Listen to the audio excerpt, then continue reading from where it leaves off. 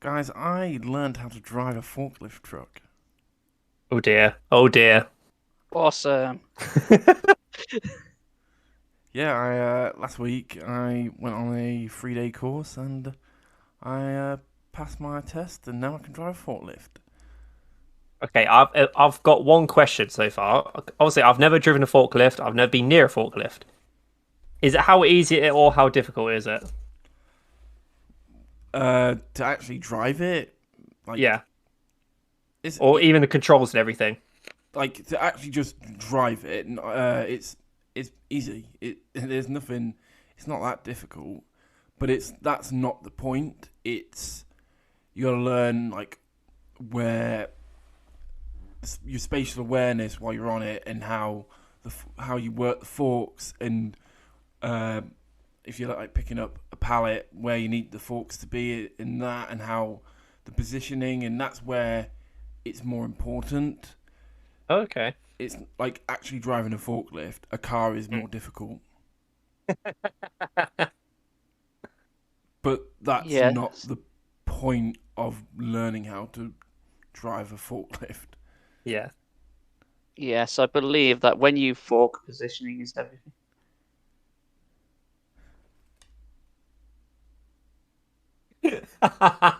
Sorry.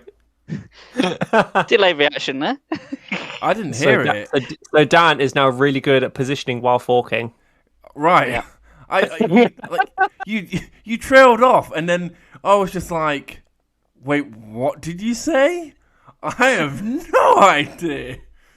I made a really bad fork pun. It was forking terrible. Okay, ladies, now we all know if you're interested in forking, contact Dan. He is qualified. What? It's not pegging now; it's forking. Good But no, to see about pegging now. but yeah, it's been all right. It's just now I've got just going on it quite a bit every day. If I'm the last one at work, who can drive a forklift, not the last one at work, but if I'm the last one who can drive a forklift, I've got to bring it in. So yeah, it's given me a bit more responsibility. So That's good because I know people who are like forklift instructors, that actually teach people how to use forklifts and they get decent money. So yeah, it's definitely a good thing to get into, like career wise. well, I'm just learned how to drive it, not even thinking about instructors or instructing. I know, future planning, future planning. That'd be funny. But no, it was a quite a fun few days, and it had like a little course, like a zigzaggy course where you had to go through it forward, pick up a pallet, and then go through the course backwards with the pallet. You had to do that 3 times, and you had to stack pallets on top of each other, and then go back and put them back where you got them from, and go backwards through the course with them. It was interesting. Were these whole day training courses? Yeah, it was from half 7 to about half 2, 3. Different So each day. like a good 15 hours in total, maybe.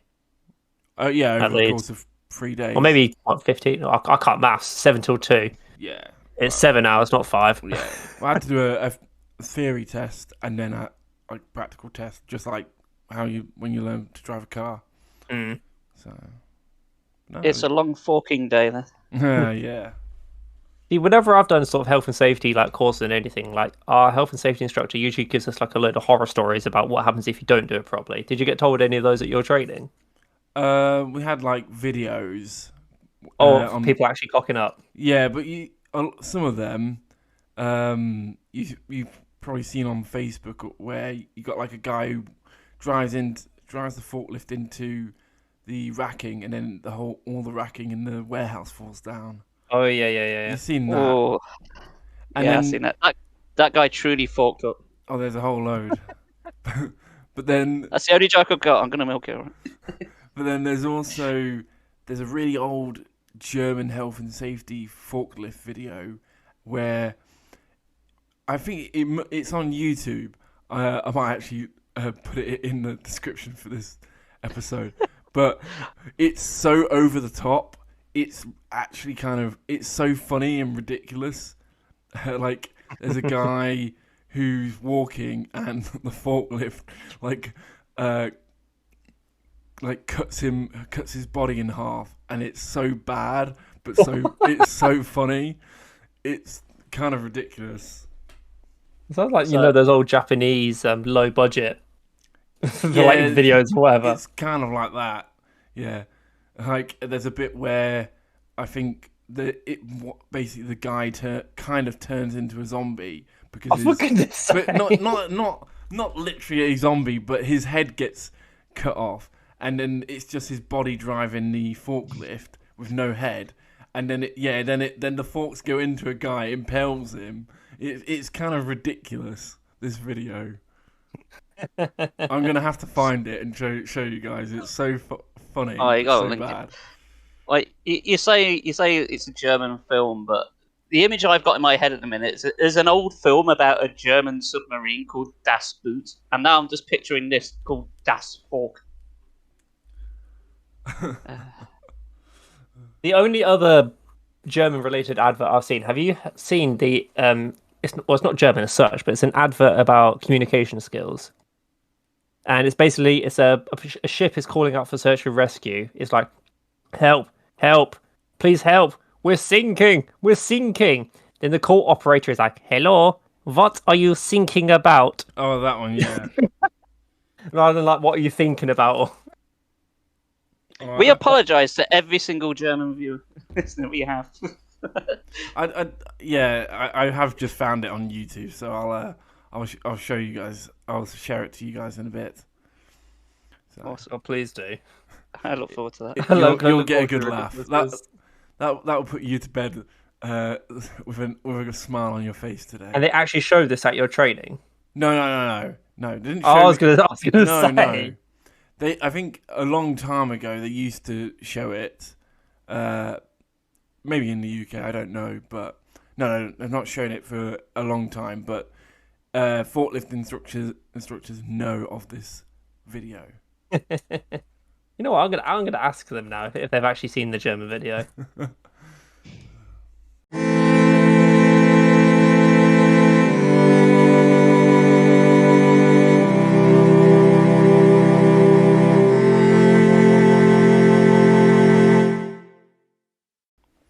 Welcome to Victory Achieved Podcast, a video game podcast. This is episode 18, and I'm Dan, and I'm with Brandon and Chris. Hello. 18. That's it's kind of adult numbers now. We're legal enough to drink. It's a pity I stopped. It is indeed. 18. Do you remember your 18th, guys? That's a weird question. Wait, yes, I do actually. Mainly because it was the first time I actually had a proper alcoholic beverage other than beer.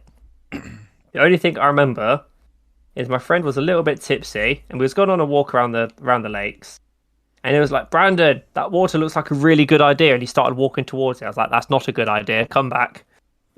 That's the only thing that's the only memorable part of my 18th. Like nothing really special happened on my 18th compared to like modern day standards, my ass. Compared to like what you see nowadays.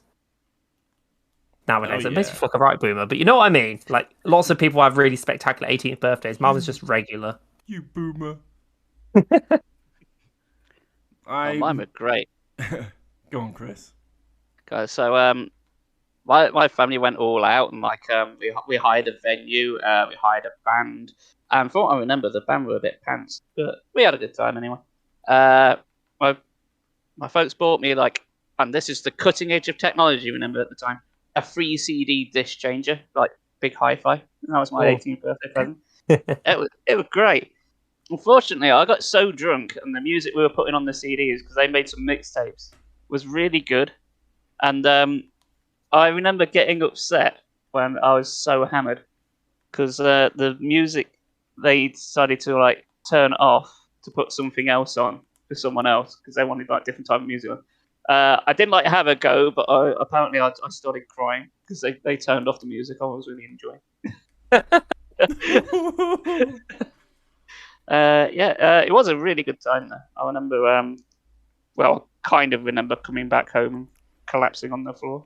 But that wasn't the first time I had to drink. So I was kind of used to drinking, but not really, because I was getting very, very drunk. My mates were buying whiskey, and I don't drink whiskey. But hey, you're only 18 once, so screw it. Yeah, it's a really good time, from what I remember. But I must also remember that was 19 years ago. It was my 18th birthday. And That was 9 years ago. I think. Yeah, 9 years ago. Yeah. Considering I only had my birthday last week, so yeah, it would have been pretty much 19 years ago. Mine's nearly 10 years. It'll be 10 years in March. Fucking hell. How was your 18th? My 18th, I think I went to college. After college, I went to Tesco in Lugabaruga, Loughborough, and I bought. Wait, was it Tesco? I think it was Tesco actually, and I bought Fallout New Vegas. Played it because you bought Tesco. How much money did you have? No.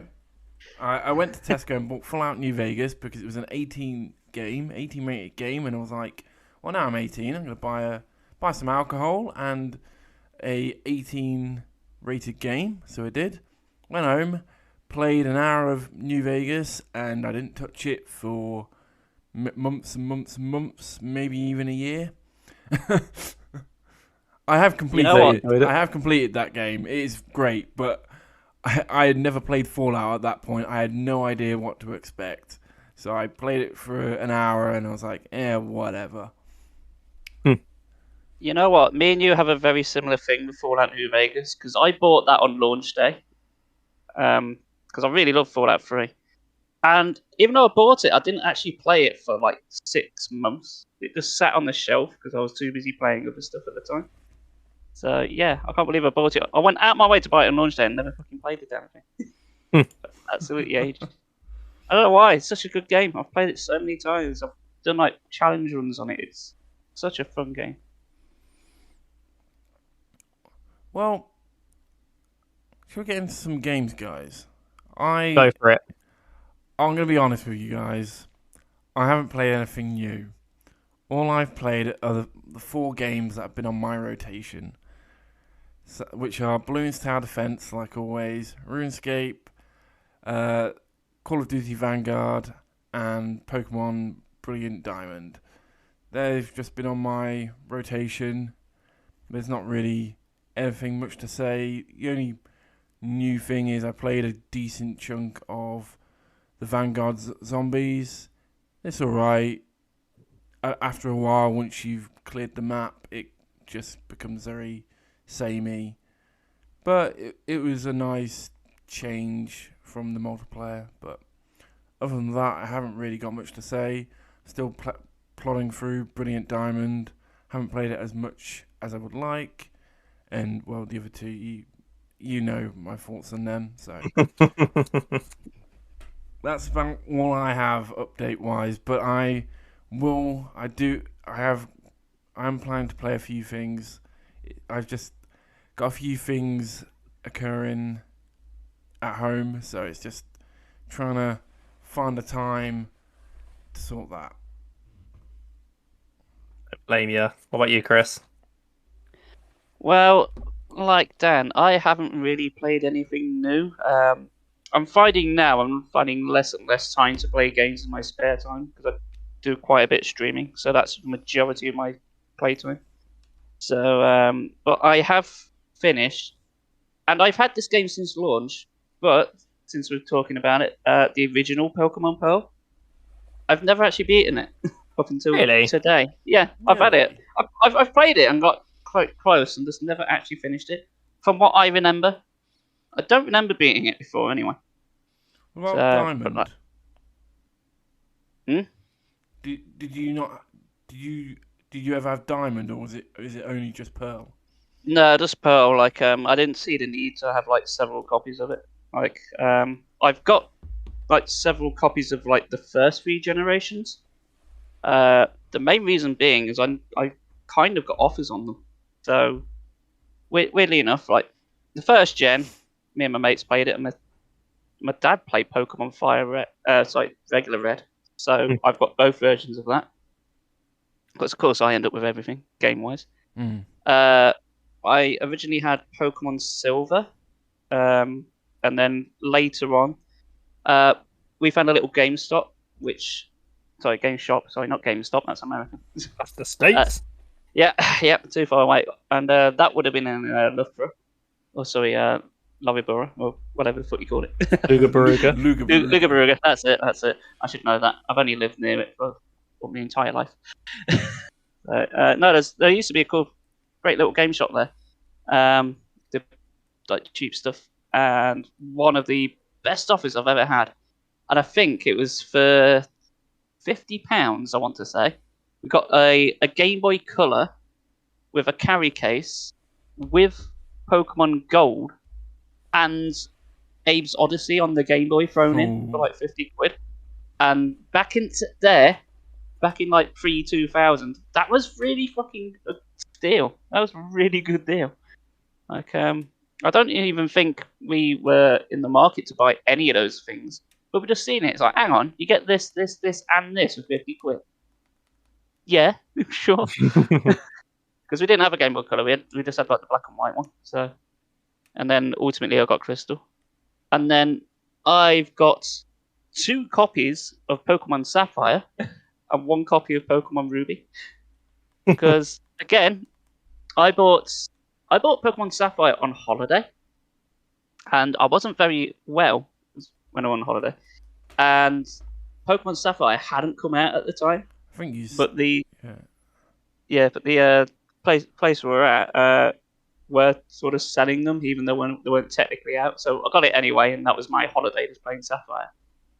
And then later on down the line, oddly enough, WH Smith's of all places, they were doing offers for the Game Boy Advance SP, the little clamshell one. They had limited editions of both Ruby and Sapphire with the games for like £25. So That's hang on, That's two good. two SPs and the games. Like yeah, fuck it, that's really good. I'll have them. I think they're on a clearance because I think it's like one of the dozens of times that WH Smith has nearly closed down, yet somehow hasn't. I don't understand why. The one in Foss Park's got like nothing in it. It looks like the last days. It's like the Works. The Works are always on a forever closing down sale, but they stay alive somehow. They just move places, and I'm like, how is the Works still alive? Yeah, I don't quite get it. So WH Smiths like aren't cheap. Everything's like full whack. And if you go to like their entertainment section, then they're still advertising on DVD Amazing Spider-Man 2. That's like the newest thing they have, and they still want like 20. They still want like £20 for it. It's like, no. Yeah, I have no idea how they're still in business. Anyway, this is slightly gone off topic. Yeah. Yeah, I thought that. So Pokemon Pearl. So yeah, Pokemon Pearl. I've got to say, it's probably like the hardest one. I just did like a normal run. I didn't do anything like fancy, any Nuzlockes or anything. I thought I'll just play it normally. Just pick a team I like. I tried to pick ones I hadn't used before. And yeah, I really seem to struggle with the Elite Four. I throw myself at them again and again and again. There seems to be quite the level creep. Like I swear, like the last rival fight you have, these Pokemon are only like level 40. And then you jump into like the Elite Four, and they're all like late 50s, like mid 60s. He's like, hang on, you've suddenly jumped up like 20 fucking levels. The fuck? So yeah, it was a bit of a brick wall, to be honest. And I've been doing it for like the last 2 days on and off, just fighting the same 4 fuckers again and again. But I've got to say, it's got to be like the hardest one out of the generations in recent memory, anyway. And that's with doing stupid challenges. I need to have a look through that actually to figure out what I would say is my most difficult. I mean, in terms of just like sheer difficulty, I'd say Gen 2 going from Elite 4 to Champion. Now that's a killer. Go from Oh, like level 40s and 50s and 60s. Then all of a sudden you're dealing with level 85, and you're like, hang on a minute. But I'd say that's if you fight red, though, isn't it? Oh yeah. But I mean, it's sort of like you've got to do it anyway. Yeah, you do go through like all of Johto. It's kind of a weird difficulty creep that, because because you do Johto and it's relatively easy, and then you do the whole of Kanto, which everything like there, all the gym leaders for some reason are a lower level than the Elite Four, so it's a complete cakewalk until you get to Red and Blue, like the last gym leader and the secret end fight. Then his one is like level 85. It's like jumps up massively, and that's like the true end game challenge. Yeah, but I've got to give props to Gen 2 for doing that 2-region thing. I thought that was incredible. That was actually incredible. Like putting like 2 regions into one game. Like, yeah, that's phenomenal. I did see. It's been a while, so I can't remember the old ins and outs of it. Do you know the Did You Know Gaming channel?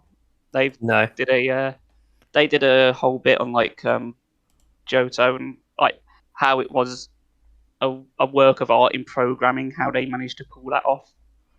Like they managed to trim it down to like the single kilobyte in order to like fit that on the cartridge. It's kind of astounding how they did it. It really is, and it paid off because I still think Gen 2 is definitely like either the or one of my favorite generations of Pokemon. Just because of that, what they did. Not Dan's favorite. Nah. I was about to say I'm just gonna stay quiet.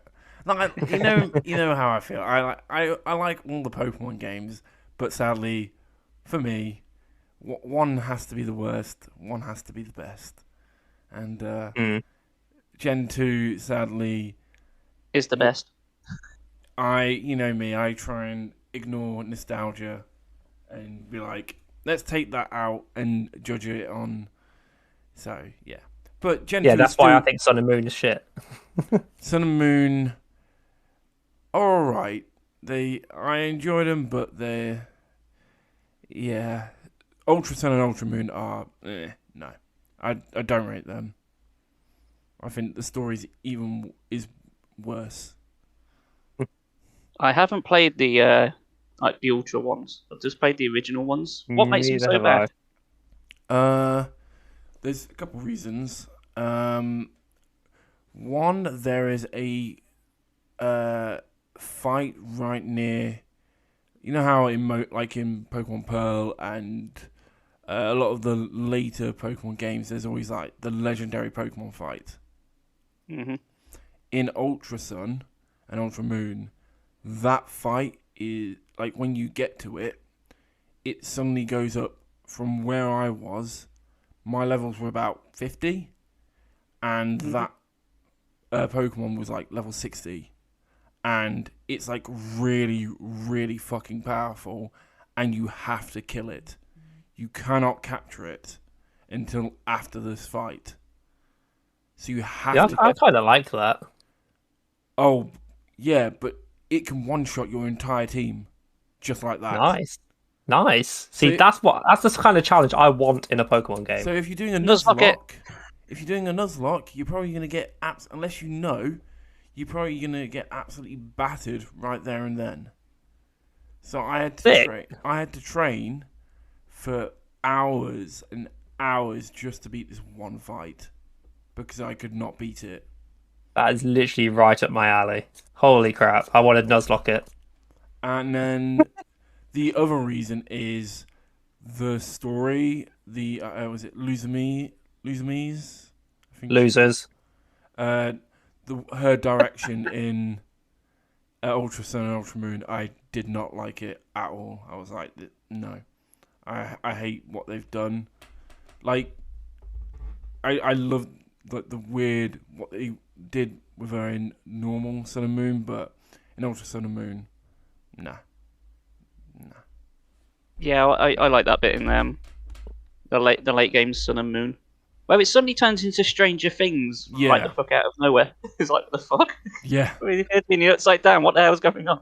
Yeah, I just thought it was better in the normal ones, but nah. But I gotta ask, what was your party in Pokemon Pearl? In my one, let me just refresh my memory. I took a photo of it earlier, so for reasons. So I had Crobat. Brilliant. Standard. Yeah. Golduck. That was unexpected. Never used No, one. I tried to use ones I've never really used before to like mix it up a bit. Is it Luxray? Good Pokemon. Standard. Yeah. Rapidash, because I wanted all of that fire coverage. Yeah, the only other there's fire only two. Pokemon you can get. Yes. Sudowoodo, because I've never used one. Sudowoodo is cool. Yeah, he's pretty tanky to be honest. Yeah. And finally, is it Carvine? Yeah. Yeah, because again, never used one, so I thought, fuck it, I'll give it a whirl. Oh, so what was your starter? My starter was Piplup, Oh, okay. but as soon as I got Psyduck, I was like, no, I want to use fucking Psyduck because it's Psyduck Okay. and Psyduck does. Oh, cool. So basically, Psyduck was your starter. Yeah, pretty much. Actually, looking at it, the one I had to do with me the longest was it would have been Sphinx. Sphinx into Luxray, yeah. Yeah. Yeah, if I was into that. So technically, he was my starter. So he's like the one that what did you get? Which in hindsight is really weird how you get like an electric type so early. It's the only one I can think of that you can get one that early. And well, apart from Pokemon Yellow, of course. But Pikachu sucks, so you don't count. Oh, that's cool. Yeah, I as I'm playing Brilliant Diamond, the thing is, there's just so many water Pokemon. It just does get a bit oversaturated, but I think it's got a good mix of gyms, and the region's pretty fun. Yeah. I've got to say, though, I'm still glad I never bought the remake, because the more I see like the chibi versions of everything, the more I think they just don't work. I know some people like that, but not for me. No, I much prefer the sprites in the original. So, The sprites are better. yeah, definitely. I think that's just something to do with me though, because I really like pixel art. Like when I see stuff in like NES style, like Mega Man, or like the Power Mushrooms or something. Yeah. From like Mario. I think they're And you're still getting new games that are still pixel art. Just look at like Deltarune. Yeah, and again, like cell shading, they're not going to age. Like in like 20 years' time, they're just going to look the same, like Wind Waker or Borderlands. Anyway, we spoke about Pokemon for probably far too long. We've never spoken about Pokemon before on this podcast. Apart from all the times we have. Yeah. I think it's what, other than Soulsborne, I think it's what we talk about more than anything else. Skyward Sword. What's that game? I never played that for too many weeks. No, I've never heard of Free Houses either. Fucking love Free Houses. Anyway, so much. Brandon, it's your turn. What have you played? So I've actually been playing something which I've not actually touched since my teenage days. So think back to like 15, 16-year-old us. Well, probably Dan, not necessarily you, Chris, at the time, because you would have had different games out. A long time ago.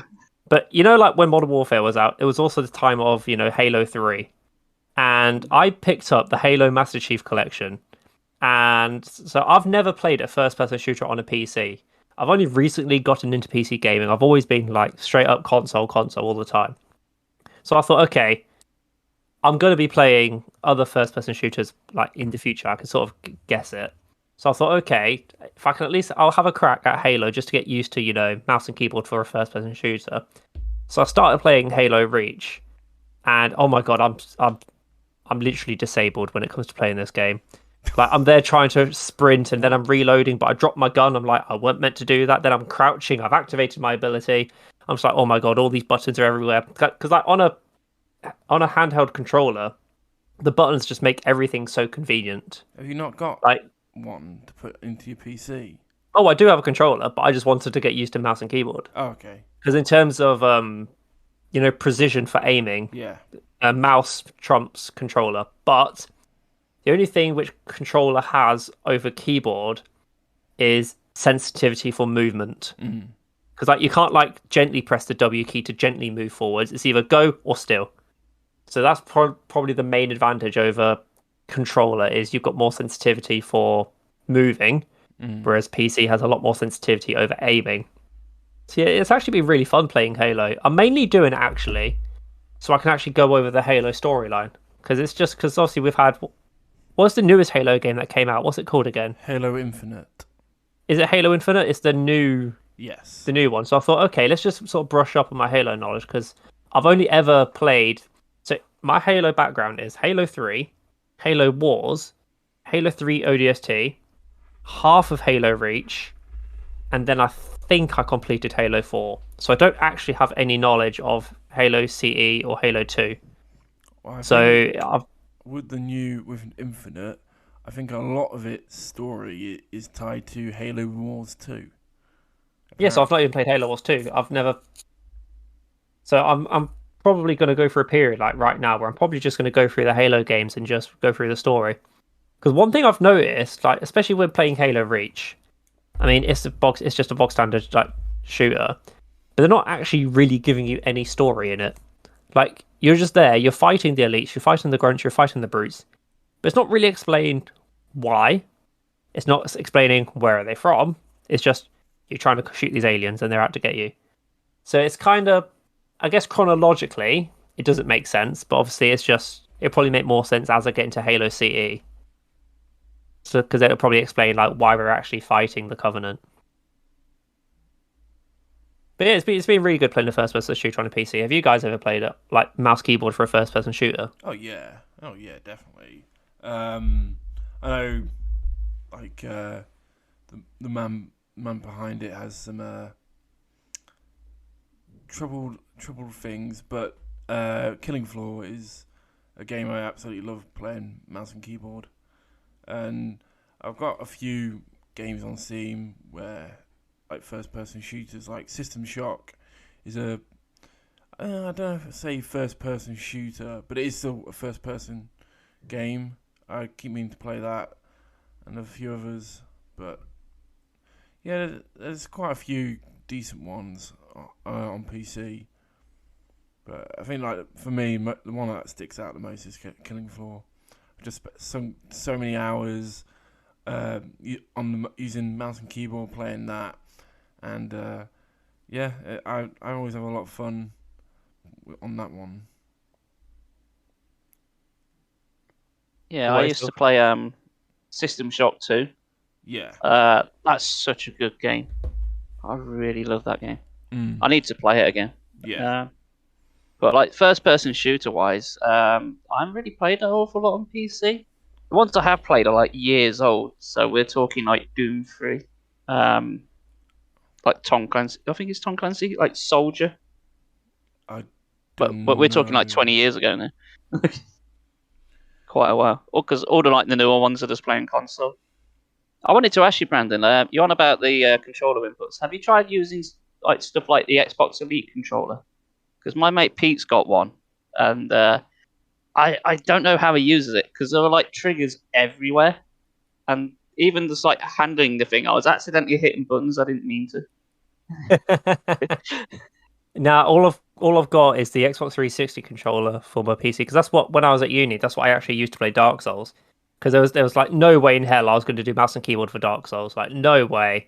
I would be fat rolling. I'll be doing all sorts to my death. No, you want to get those bongo drums. There you go. Gets that. DK bongos. Yeah, clear Dark Souls using Guitar Hero controller. Dance Revolution, Matt. There's no way I do that. I've seen Zero Lenny do Dark Souls on using the DK bongos. It's fucking hilarious. There's no, I couldn't do that. I mean, I'd like to give it a go, but it would take so many hours of getting used to the controllers that I'd just literally pull my hair out. Yeah, I just like you say, you're using like an Xbox 360 controller. I use an Xbox One controller for PC on my emulators. I was originally going to use a PS4 controller back in the day, but I could never get it to like sort of communicate with it. I think I could now. Sony, maybe. Yeah, maybe, but but the Xbox controller works fine. I've gotten so used though on some emulators, I can like use one of the shoulder buttons to like speed up the ROM, and I've gotten so used to that. Sometimes now, if I'm playing games that aren't on the emulator, I start to get annoyed because I can't speed the game up. It's like through the loading screen. I can't just like fast forward it. I'm so used to having that on tap. But yes. So you're saying you're enjoying the Halo for the story. You enjoying all the gameplay, all the aspects of it? I'm not doing the multiplayer because I can't be because I think I need to pay for the online, so I can't be able to do that. Oh, I mean, back in the days, I used to bloody love Halo 3 online, like just the toxicity of everyone saying, "Oh my god, you're phone killing, my dad works for Microsoft, I'll get you banned," or that sort of stuff.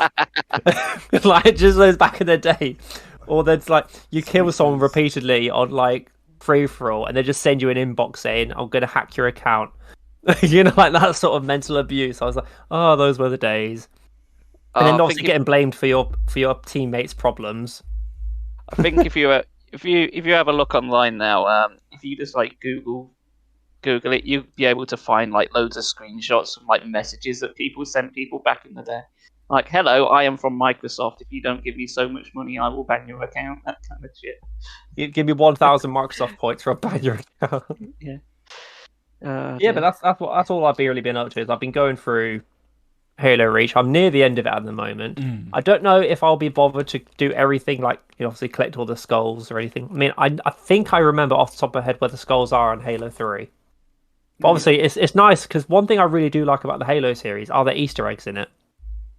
I think they're some of the most creative Easter eggs I've ever actually seen in video games. I don't know. So the ones I remember the most, so in Halo 3, there's this bit on the very last map where you go through the tunnel and then you've got the Covenant Fortress in the middle where you have to fight your little robo dude. And to the right, there's like a little cave you can go through. And if you've got, I think, like a brute shot or grenade jumps, it basically takes you into this dark area. And all there is in the corner, I think it's one of the game creators wearing pants, but it's like a 2D sprite and it's just bouncing up and down. And then what you can do on some of the multiplayer maps, you can do what's called overloading, which is where you can throw trip mines. Like if you spawn a trip mine, throw it. You can do this over and over again, and eventually the map will reach a counter. And when it reaches the counter, all of the mines will explode, but any of the automatic registration activities on the map would deactivate. So, for example, if there's a turret which will shoot you when you're out of bounds, that turret will no longer work. So what people would do, they would overload the map and then explore these multiplayer maps. And behind one of these pillars on one of the sandy maps is literally an egg, like a rainbow coloured egg, and it's got coding wrapped around it. It's really, really cool. So like hats off to like the Halo Easter eggs. Like they're really, really unique, and I think they do it on purpose. For a lot of the games, they do it on purpose, but they're so fun to explore and see. So yeah, very, very good. Nice. Like, I've always wanted to play Halo. I think I just never really got into it compared to a lot of people. But I think with Infinite, I've been more interested in doing what you're doing and trying to get the Master Chief Collection and go through them all. But, well, it won't run on my PC, so I'll have to either get an Xbox or a better PC. But I think one reason I actually picked it up is I think I got it on offer. I think it was like £7 for all the games, or £15. It was something like that. I mean, considering you get 5 games, even that right now for RRP, 5 games for £30. I mean, yeah, you can go to a secondhand store and get each one individually, but 5 games for £30 at RRP, I think that's great. Like, it is also on Game Pass as well. Granted, yeah. But I mean, I've not got an Xbox, so just the Xbox One controller. Yeah, but I still think it was just nice picking it up. Cool.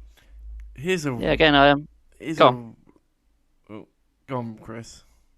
I was just going to quickly say, like Dan, I've never really got into the Halo series. I've finished the first 2 because I used to play them when I was at university. My mate bought them at the time, and I remember playing Halo 2 pretty much as it launched. Just playing that with him, so I managed to finish the campaigns just in co-op. But I've never really played much more than that. I did play like Halo 3 for a very small amount of time, and I just didn't gel with it all that much. I don't know. I don't know what it is, but I don't find the whole world building of it that interesting.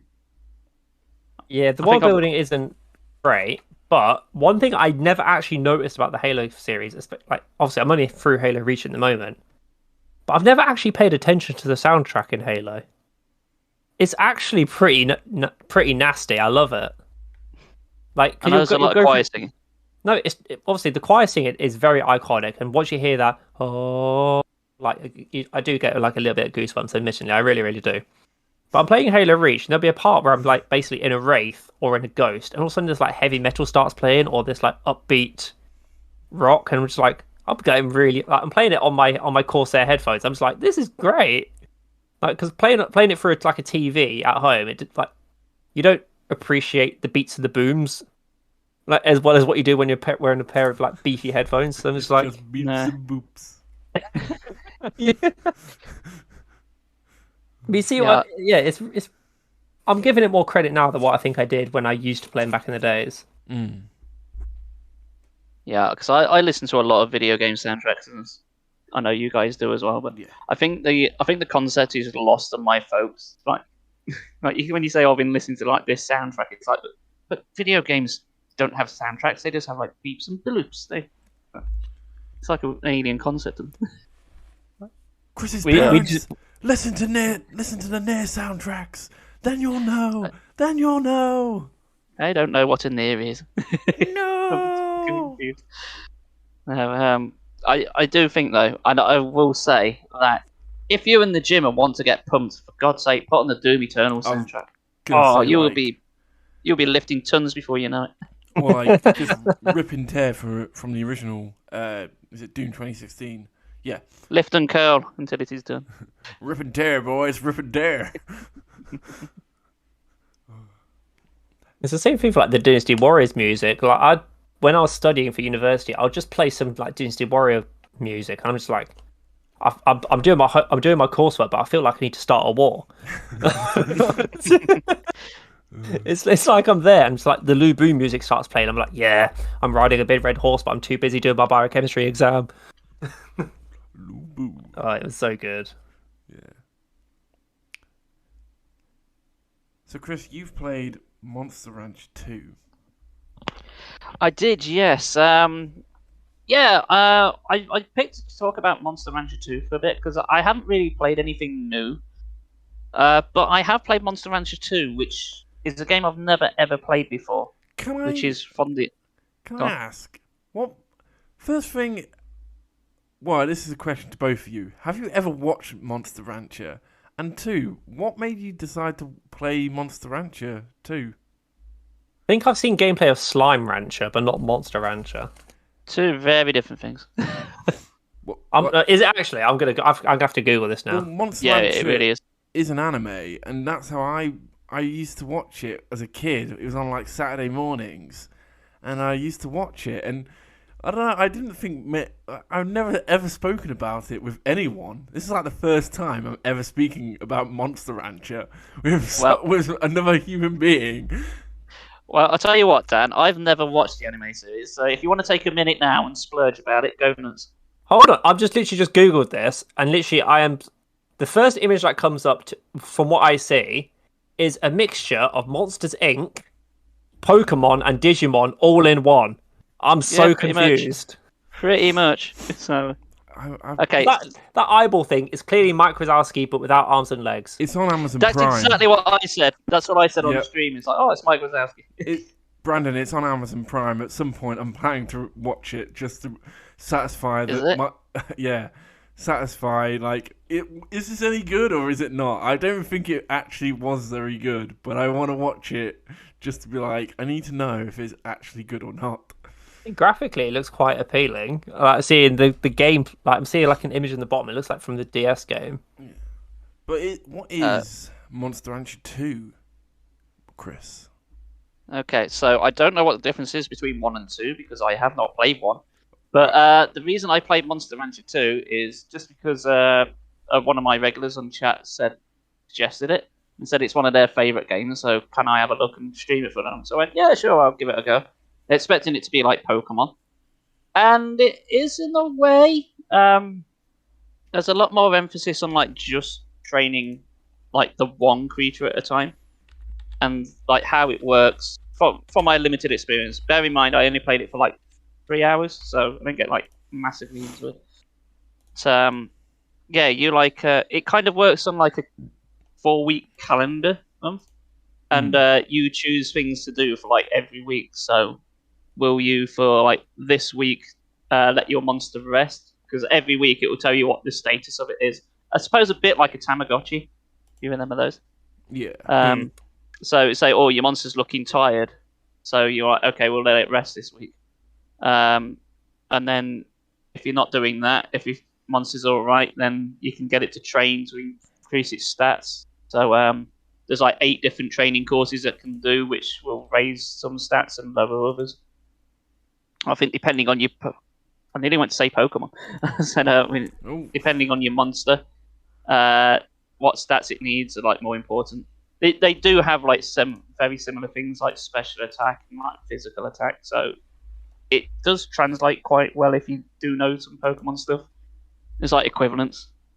I suppose some of it feels like, oh, you've gone from Souls to playing Bloodborne. You've gone from Monster Hunter to Pokemon. There are similarities. It's just like new names for things. It's new terminologies. But yeah, I did have fun playing it. I don't know if it's something I play in and out like an awful lot. Maybe I might pick it up again for another stream to see how I go. But I did enjoy my time with it.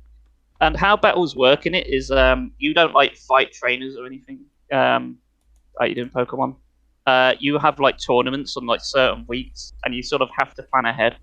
So if your monster's looking tired, but you've got a tournament in 1 week, you'll let it rest up for 1 week, so it's all ready to go, and then you can go and fight. And then the combat system is a little bit weird.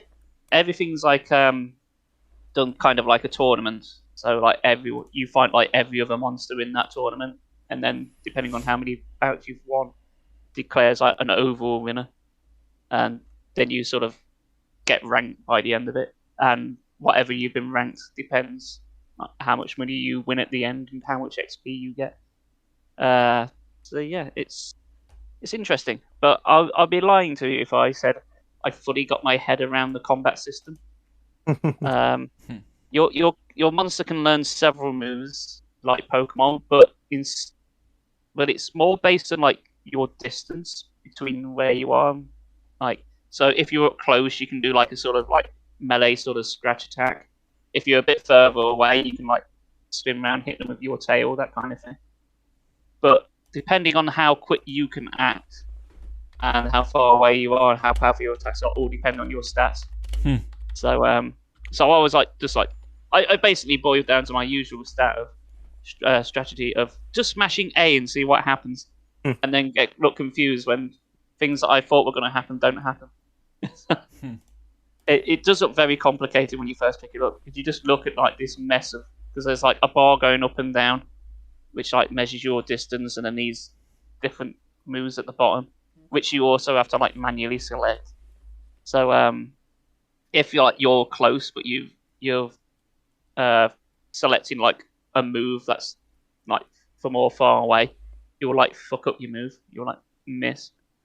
So there is some like timing rhythm to be done with it, depending on your positioning. So yeah, it's a bit hands-on. It's not a terrible combat system, but it's not my favourite. And I think by the time I've been playing it for 3 hours, I was kind of a bit worn out of it. I think that's enough for now. So maybe more for short bursts, like you can play the game for like, I don't know, in game for a couple of months, and then just do something else. But yeah, I enjoyed it. But yeah, as you say, I've never seen the anime. I didn't know the anime was a thing. Yeah. But since you've mentioned it, I'll very quickly say that I used to watch Digimon in a very similar sense, but I never told anyone I watched it back in the day. It was like I sort of watched it on the sly. It's like I can't tell anyone I watched. Yeah, watching things like Digimon used to be like basically doing something illegal. Like no one was meant to know that you watched Digimon. It was all either Pokemon or Yu-Gi-Oh, but nothing else. Yeah, I think what doesn't help is because I'm quite a bit older than you guys. It's also my age was a factor. It's like I'm like 18. I'm watching Digimon. Am I allowed to be doing this? No comment. Okay, me and Dan are both 27 and we still watch Japanese cartoons. I I'm suppose. still watching Pokemon, the latest Pokemon anime, and I'm still enjoying it. Mm. Fair enough. And I went for a phase during the first lockdown where I was rewatching the whole of Series 1 of Yu-Gi-Oh! So, All right. And here's me watching all the Marvel films back to back again. I'm just like, oh, you're a bit edgy, Brandon. what, watching Season 1 Yu-Gi-Oh? Yeah, it does have that edgy feel, don't you think? Anyway. The one thing which I'm going to go on a rant here. Why does Series 1 Yu-Gi-Oh! Just make no sense compared to the normal gameplay of it? Like, you're just there, just like, don't worry, I don't care about this sacrifice 2 monsters for a strong monster. I'm just going to bring out 3 Blue Eyes White Dragons anyway. It's like, okay, you just fell for my trap card. How did he know? You must have seen Little Karibo's Yu-Gi-Oh! The Bridge series. I don't think I have. What? Oh, you're gonna have to watch it. I was this sad. I watched the first episode that much. I used to be able to say it word for word. I still remember most of it, but it's so funny. It's so good. I keep meaning to start it from the beginning again, and I don't think it's complete, but to get back up to date with it, but start it from the beginning. It's so good. Like, that's how I got into anime and found out about Naruto, because I watched his abridged series, and he's done. He abridged some Naruto episodes, and when I actually met Little Karibo, and said to him, like, because you did those Naruto episodes, I got into anime. So if you'd never done your abridged series, I never got into anime like I have. So I was like, thank you. He's like, oh, thanks. Wow, so there we go. So that's how Dan got into anime, because of Little Karibo. Yeah. Oh, you came to our university once. Yeah. Yeah, that's probably where I met him. Cool. Well, I did say, because you said you never spoke about Monster Rancher to another human being. Do you want to take a moment, Dan, to have a quick splurge about it? Tell us your quick memories of it.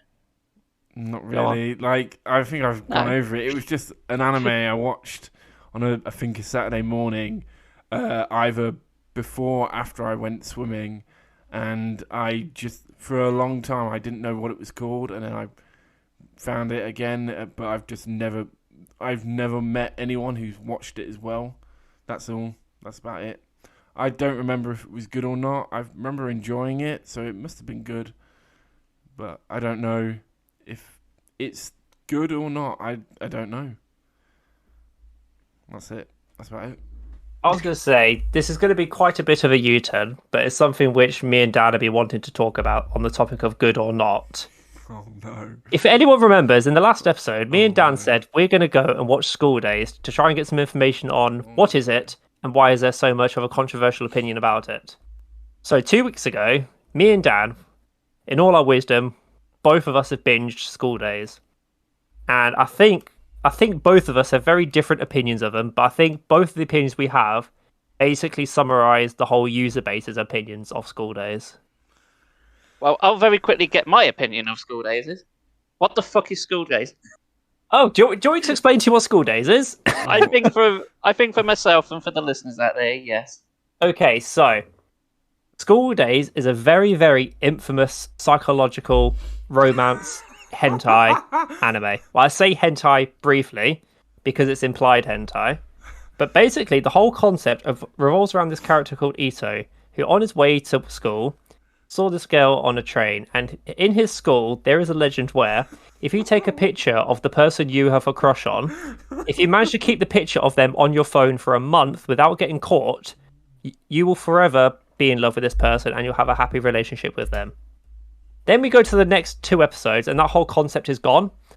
And and now it basically turns into the person who sits next to Ito basically finds out that he likes this other girl he found on the train.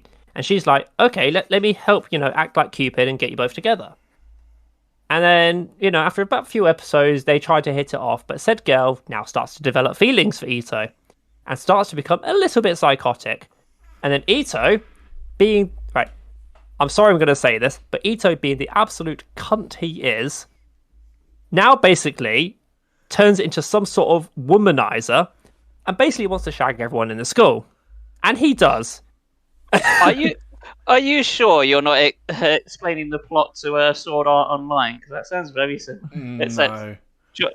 Because I just remember that, like, we're going to have a story it's basically about online games, and it's like the Matrix, and then it turns into like a harem shaft. Like, but it is such a cursed series purely because this motherfucker main character is so dense. He's so dense, but he is such a vile human being.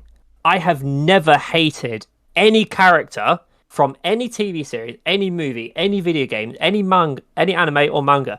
I have never hated a character as much as I've hated this person. He is such a disgusting human being. I think we're going to have to ask why. It's the fact that he starts off all innocent, liking this girl he found on the train. He then, with the help of the person who he's friends with to try get with her, basically she also has feelings, so she's like, maybe to help, you get the confidence on what to do. Because basically this guy, he's basically just got dick for brains. Whereas, like, she's very shy and recluse and wants to take the relationship very slowly. Whereas he's just like, let me just hug and touch your bum at the same time. She doesn't want that. She just wants, things to go slowly, which any normal teenage girl or any normal teenage boy, maybe not as much, but anyone with the right level of sanity would want to let a relationship proceed at a normal pace or smoothly, not like jumping the gun or getting a bit too overly touchy-feely, because it just doesn't sit right. But that's all he's trying to do. It's basically like he just wants to get into her pants. So the person he's friends with, I can't remember her name, who's trying to basically hook them up together, basically sets up this scenario where she's like, maybe we should practice, holding hands. Maybe we should practice hugging. Let's practice kissing, so that way when the time comes, you'll be good at it. Let's practice fucking. And then he now develops feelings for her, and basically but obviously he's technically boyfriend-girlfriend with the person he fell in love with on the train. And now he's cheating on her with the one who actually helped them to get together. And in the process of the cheating, she still thinks they're in a relationship. So she's gone psycho thinking they're still in a relationship. But the other one has gone psycho, basically splitting those two up at the same time. Ito's gone psycho because he's now a womanizer and borderline rapist, who now, for some reason, these other three girls in his class is just like, he seems quite edgy. Shall we get a bit of action? 3? They do. 5?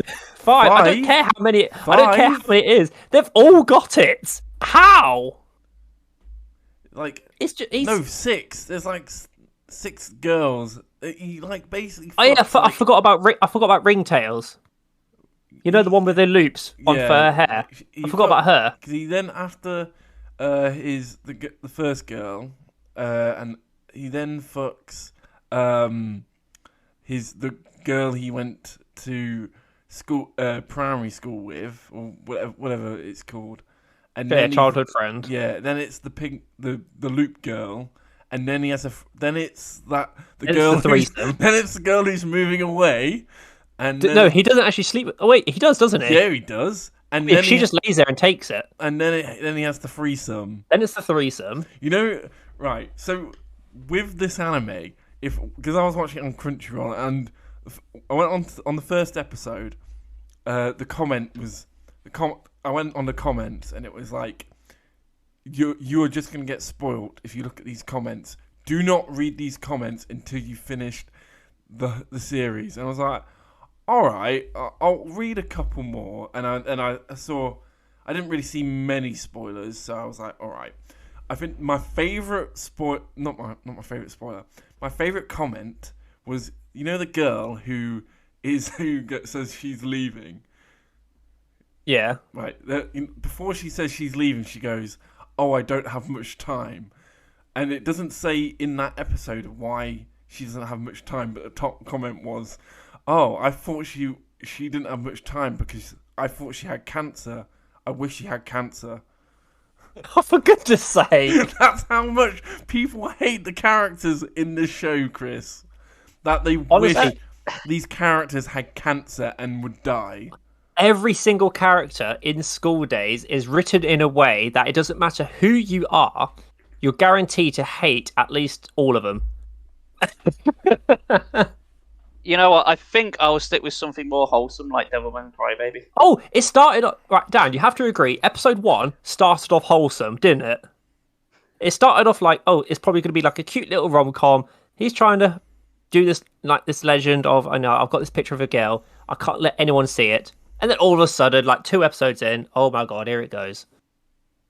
I guess. I thought it was going to be wholesome. I did until the final scene of the first episode, and I was like, oh, I think I know what's going to happen. Yeah, it was then. It was literally at this moment he knew. That's when it started.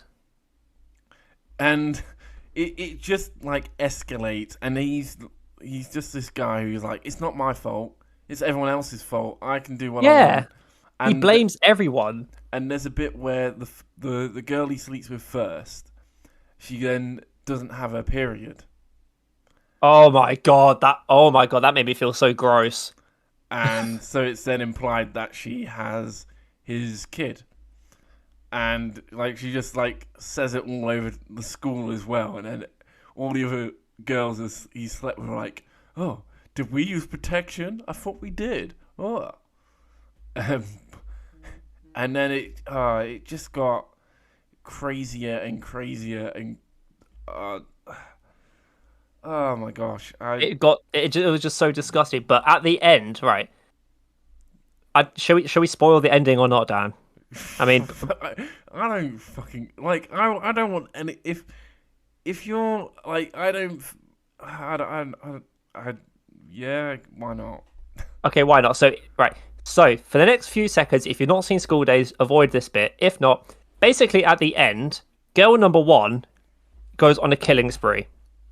Girl number 2... She only kills one person. No, sorry. Let me just get this right. So girl number 2 kills Ito because he's basically a player. Girl number 1 then kills girl number 2, and it basically slices open her belly and is like, oh, turns out you weren't pregnant. She actually like scrapes open her womb just to confirm everything that she heard, and then at the end she basically decapitates her boyfriend's head and is on a boat hugging it. That's the ending of School Days. The lovely boat. I see. And for these reasons, bear with me. In terms of anime ratings, I gave School Days a 7 out of 10.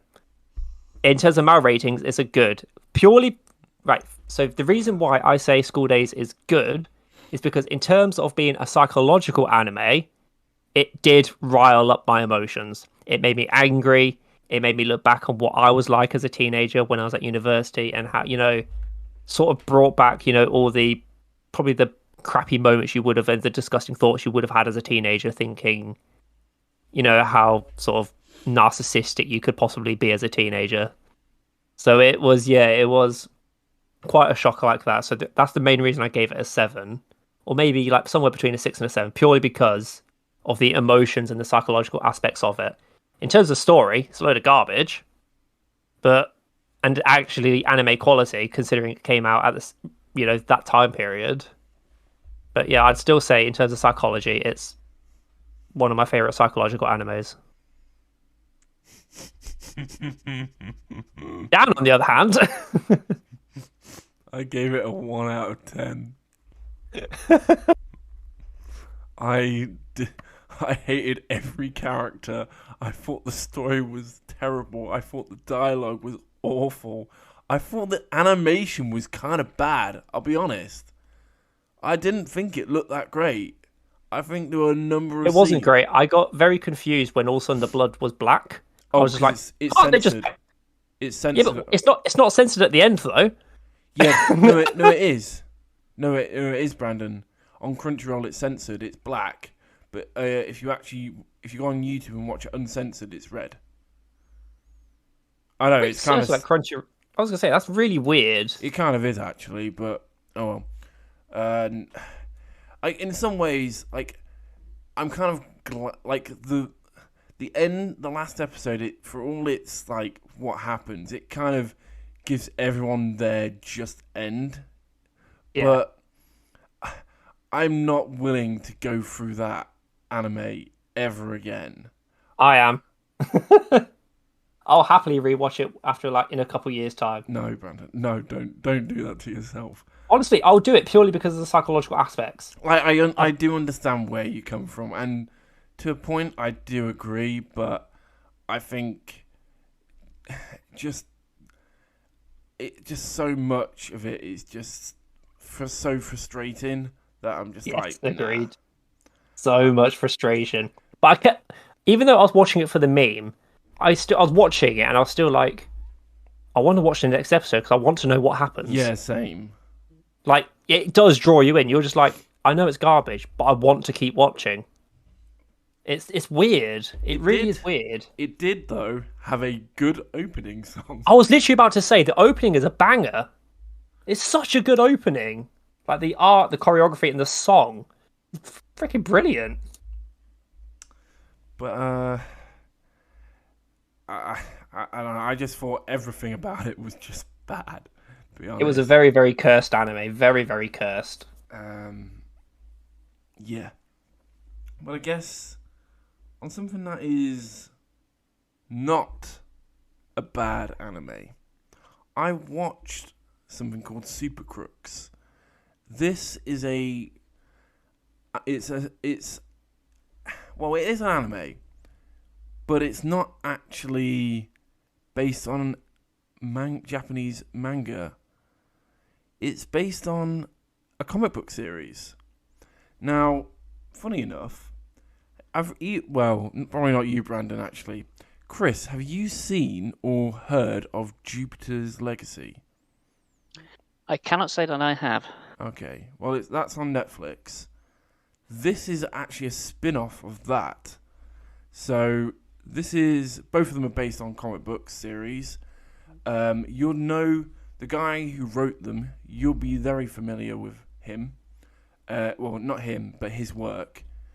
To name two of them, Kingsman and Kick-Ass. Oh, okay, yeah. Yeah, I know both of those. So, I actually honestly would really recommend Super Crooks to you, Chris. I think you get a lot of enjoyment out of it, but mainly because it's a bit like Castlevania. It doesn't feel like a Japanese anime. I'm always behind that because I do like some anime. Don't get me wrong, but I find a lot of stuff like off-putting. Like I don't like, I said, like the harem stuff. I hate the cheap stuff. I can't stand that. Yeah, I love like those. everything being set in a high school all the time. Yeah. That's why I think if there's something that like a bit more with anime where it's doing something maybe a bit different or is a bit more, I don't know what I'm trying to go with, but there's like certain series I'd be more willing to go to you. I think this will appeal to you rather, but then I know on the same spectrum there's kind of trash that Brandon and I would watch that I'm like School Days that I would never put that on you to ever watch. I recommend Monster Musume, Chris. Anyway, I'll probably just watch Monster Rancher instead. but like Super Crooks is set in a superhero world, and funny enough, it's all about the villains or the crooks. Yeah, I'm having a quick look at it now. Mark Miller. Yes, Mark Miller. Now the thing about Mark Miller is he can't write female characters unless they're a prostitute. I'm thinking of Frank Miller. Yes, you are thinking of Frank Miller. Never mind. Not Mark Miller. All right. Yeah, it's all right because I'm thinking Mark Miller and I'm looking like at a comic book. It's confused my brain somewhat. But both comic book authors, to be fair, you did mention another one. But like, Super Crooks is really cool because, like I said, you can tell it's based on a comic book. It doesn't feel like a Japanese anime. Like there's dialogue and other stuff, and the way it looks just doesn't feel Japanese.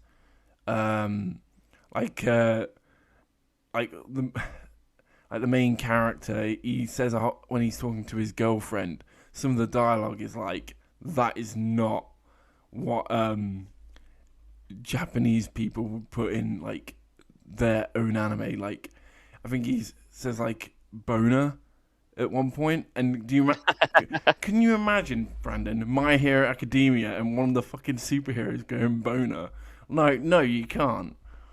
Well, I can imagine one of the superheroes. You know, Minerva. I can imagine him doing it. Wait, who? You know, the one who does Grape Shot. I'll say it again. Who? Minerva. You know, the one who's basically got a whole black outfit and he basically fires these sticky balls. You know, the pervert of My Hero. Yeah, Mineta, not Minerva. Yeah. I was like, what? Who? Right. But yeah, I think he's the most likely culprit to do that. Right. But like, with Super Crooks, it basically feels like a superhero version of Ocean's 11, kind of. So it's like each different heist just gets bigger and bigger and bigger. It's really good, and I definitely recommend it. It's the studio who's done it is Studio Bones, who actually did My Hero Academia, funny enough, and my favorite anime, Mob Psycho. So it's definitely looks the part and sounds it. I definitely recommend it. How long is it? 13 episodes. And is it subbed or is it dubbed? Both. I might rewatch it in dub because I think it might feel better because it's all set in San Francisco. Oh, okay. Okay. So you have mentioned so far in School Days a complete cunt. You've mentioned in a super villain bunch of people. So I guess we'll get round to like the main topic we have for today, because I realised like we've been talking for like well over an hour, not even touched it yet. So today we wanted to talk about villains that you absolutely love to hate.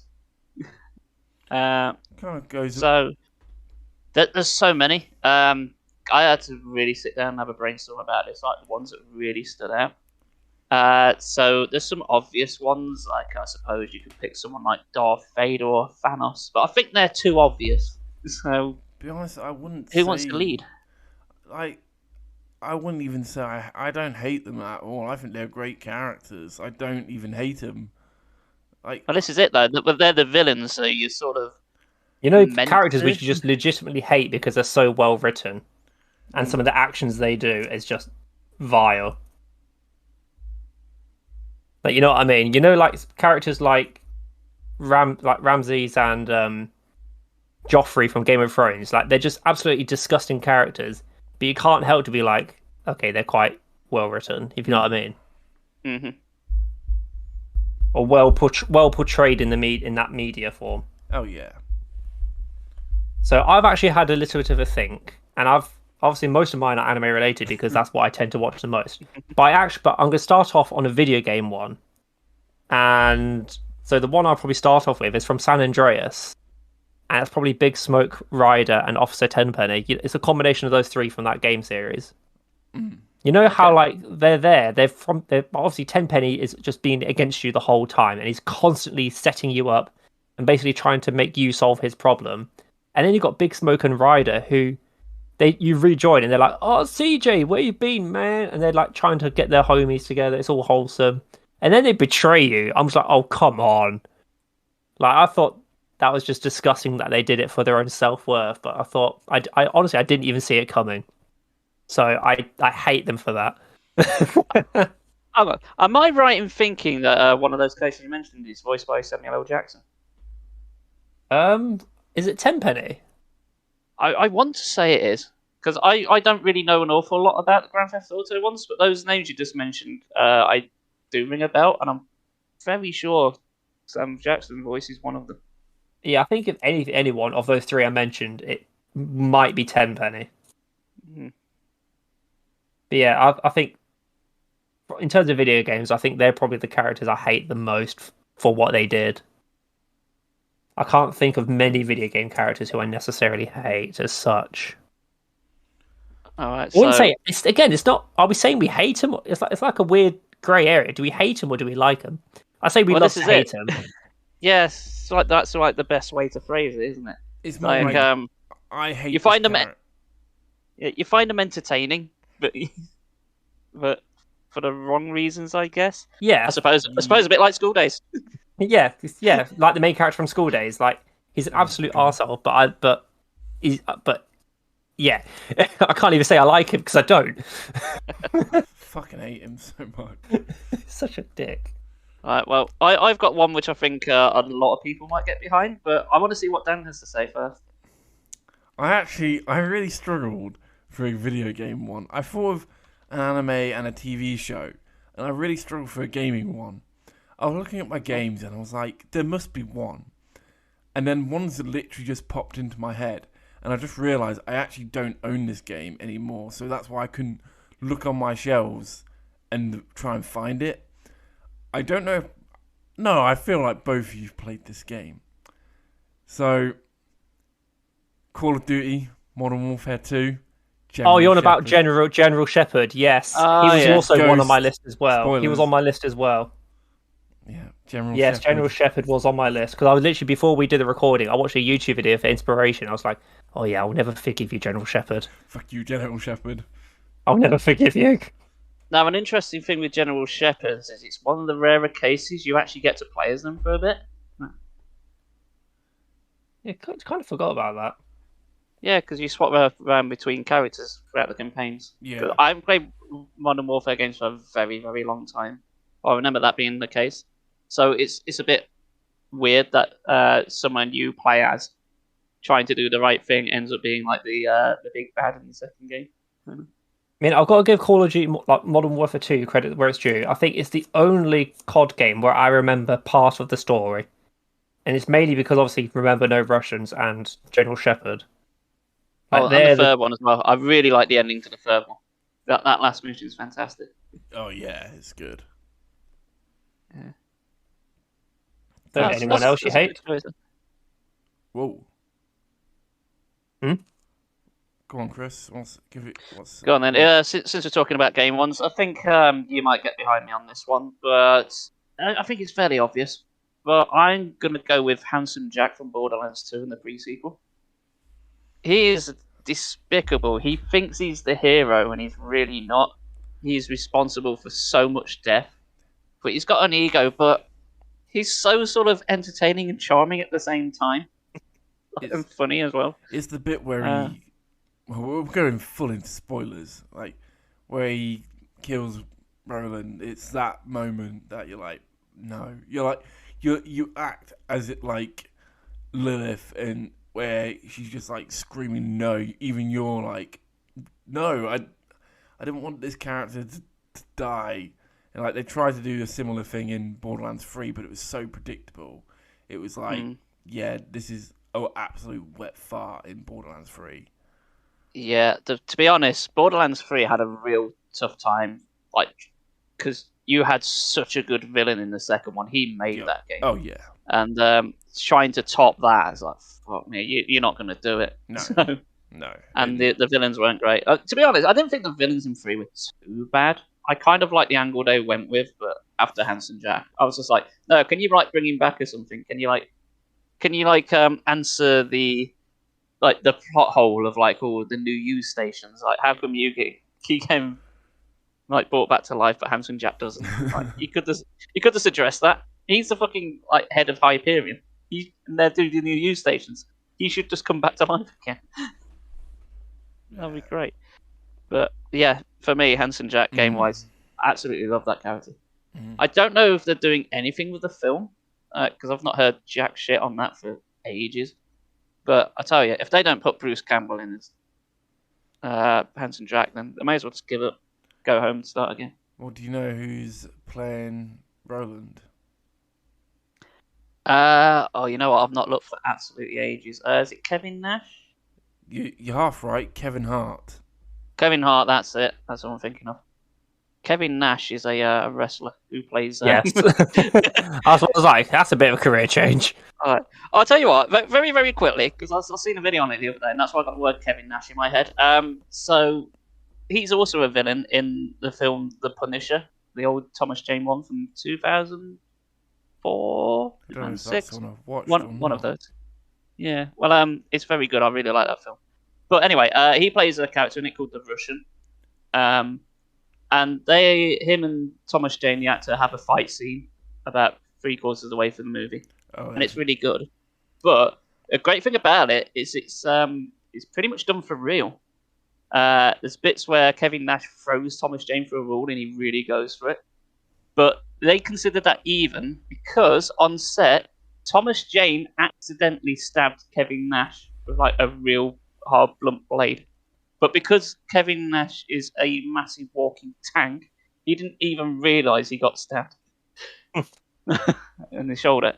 And the great thing is, that cut made it into the film. So the bit where Thomas Jane stabs Kevin Nash, it's for real. And he stayed in character the entire time. So, yeah, that's slightly insane. And of course, you're going to keep that clip in the film, because how do you react better to getting stabbed than actually being stabbed? You're not going to top that. So, yeah. It's not a character like you love to hate or anything, but it's a very good set piece in what I consider to be a very underrated film. I really like that Marvel film back in the day. Very entertaining. But yes, I know Jack Black was meant to do Claptrap because, of course, I think it's the law for like Jack Black to voice nearly every animated character now, isn't it? I don't know. But yeah, Handsome Jack for me, game-wise, the best villain you love to hate. Shall we move on to films and TV?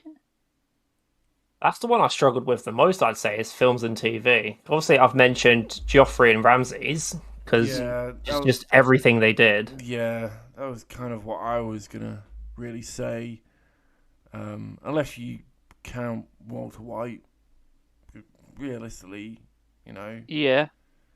I suppose guess, well, is he the villain? Well, yes, he is. Outright. I'd seen a post the other day. It had like pictures of Walter White and like Rick from Rick and Morty, and the post was like, "Oh, if you idolize these people, you miss the point." Oh yeah, definitely. Rick and Morty. Yeah. But yeah, Walter White definitely is. Yeah. Yeah, no doubts about it. He does some horrendous things. Oh yeah, definitely. So yeah. You know what? Thinking about it, I was going to say we're on the same page. We're all thinking like Joffrey and the Boltons from Game of Thrones. But... Yeah, they're just fuck it, Walter White. Walter White. No, I'm thinking about it. Yeah, I can't really think of any other TV or film people which I have a loathing for. I'm even trying to look around my room for any inspiration, but no, I can't think of any off the top of my head. You just got the anime in your mind. I do, because there's... School days. Yeah, he pisses me off. But I mean, okay, I was going to say, if we got one that I have got on my mind, which Dan, I think you might agree with me here, is Danzo from Naruto. Did you not hate him for everything he did? Yeah, I guess, yeah. But the reason why... So I hated every action he took, like massacring the Uchiha clan, basically sending out assassins to do whatever bidding he did. But all of it is under the shell of the fact that he loved the village so much, he didn't care about getting his hands dirty. And that takes some admiration to do that, partly. That you don't care what you have to do, he's literally trying to protect his village as best as he can. Mm-hmm. So I'll give him credit for that, but my god, he was an arsehole. I think if you're an anime fan, to be honest, there's one that tops it. And that's the only one I was going to say. I know who you're thinking of. But the reason why I didn't say it is because I've not actually watched the whole series yet. I'm still yet to watch it. You know what I'm doing right now, Brandon? I'm putting it in the anime chat right now. And what, you're telling me to watch Full Metal Alchemist? If Kerry sees that, she's just going to be like, Brandon, you have to watch it. She watches it like every year. She's watched it like is it like a seasonal activity, like how you see Lord of the Rings at Christmas? That is it for her. She's watched it so many times. She's just like, here we go. It's Full Metal Alchemist Brotherhood again. I was gonna say because it's the highest rated anime on my anime list. So I'm just like, deep down, I want to see why is FMA Brotherhood the top rated. But part of me is just like, do I watch original Full Metal Alchemist or do I just watch both of them with obviously original then Brotherhood? You know, like how you watch Fate, Stay Night, and then Unlimited Blade Works. Or do I just watch Brotherhood, completely disregard the original? I don't know. I watched the original, then watched Brotherhood. So, and I'll probably follow it. And I think you should do the same. I can even chip in here because I've seen Brotherhood, but I haven't seen the original. But I did watch the Netflix live action. Dan, you asked. We actually posted it in the anime chat. Set me up. Well, you've not mentioned who it is, but I'm gonna guess it's a certain father. You are correct. I've been But oddly told... enough, not father. No, not him. I've been told to watch the live action film just for that one, for the one scene. You know what? Very, very quickly. From what I remember, the film I thought was all right, but it feels like an abridged version of like the first sort of quarter of the series. Like self-contained. But I think for what it was fine. I didn't feel like any need to get angry at it like a lot of people did. I'm sure people did back then. Oh, yeah. I thought it was fine. It was just like an abridged 2-hour version of it. So I think for what it was fine. So the character I'm talking about is Shao Tucker from Fullmetal Alchemist, who he decides to make a chimera out of his dog and daughter. And there's a infamous... And for those at home who don't know what a chimera is, it's a mixture of... Well, in mythology, it's a mixture of a lion, a snake, a griffin, and something else. But, well, in Fullmetal Alchemist, it's just a human mixed with an animal. And Edward Elric sees this chimera and he's wondering where the dog and the daughter are. And the chimera just goes, Edward. And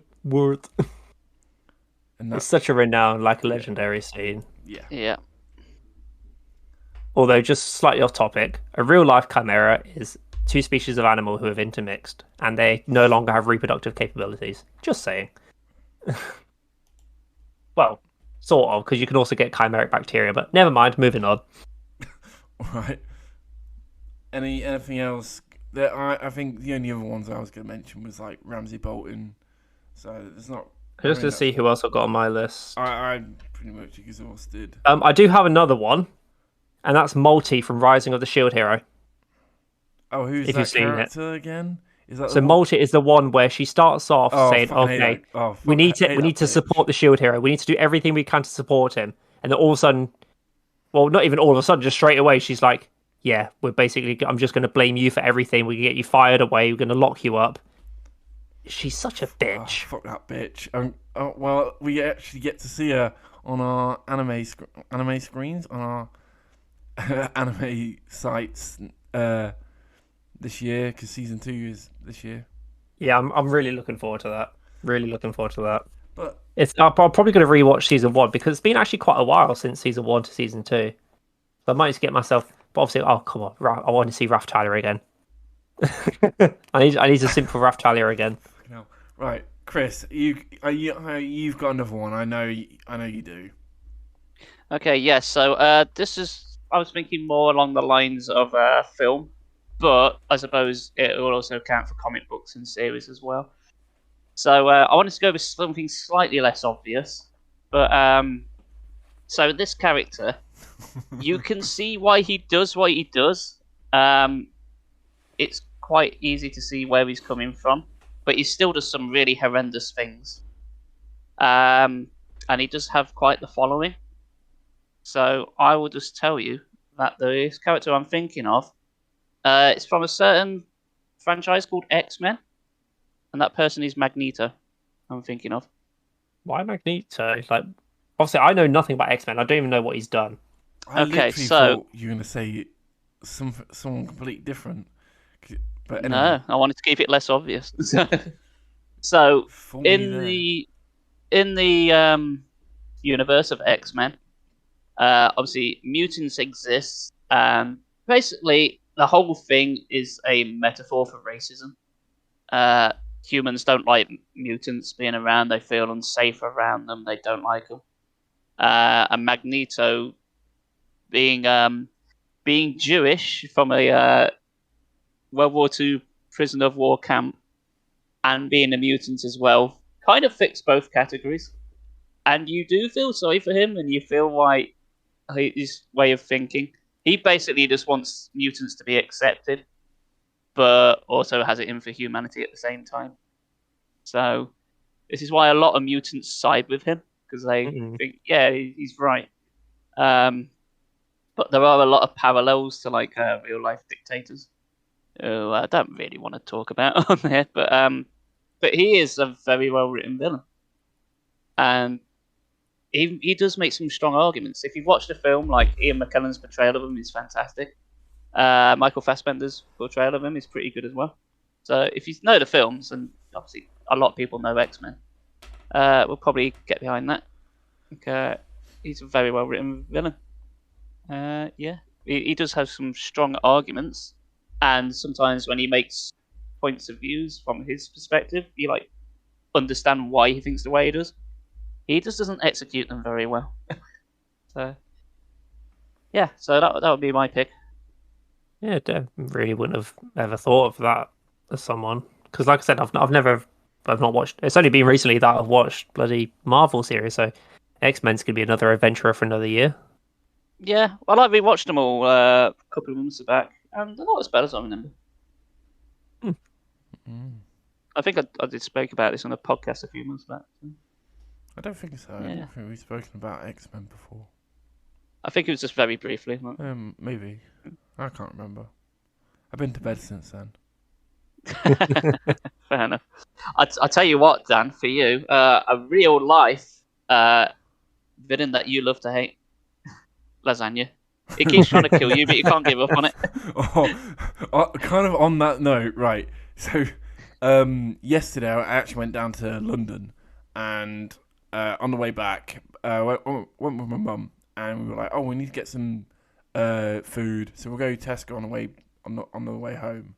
And my mum was like, "Oh, we'll get some ready meals. How about lasagna?" And I was like, "Nope." I was gonna say, if it makes you feel better, I actually had lasagna for dinner today. I was eating it, and obviously, I don't know what it is about lasagna, but it just heats your body up.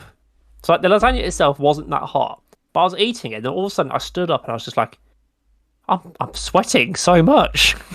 I don't know what it is. It's weird. Lasagna is lethal. Yeah.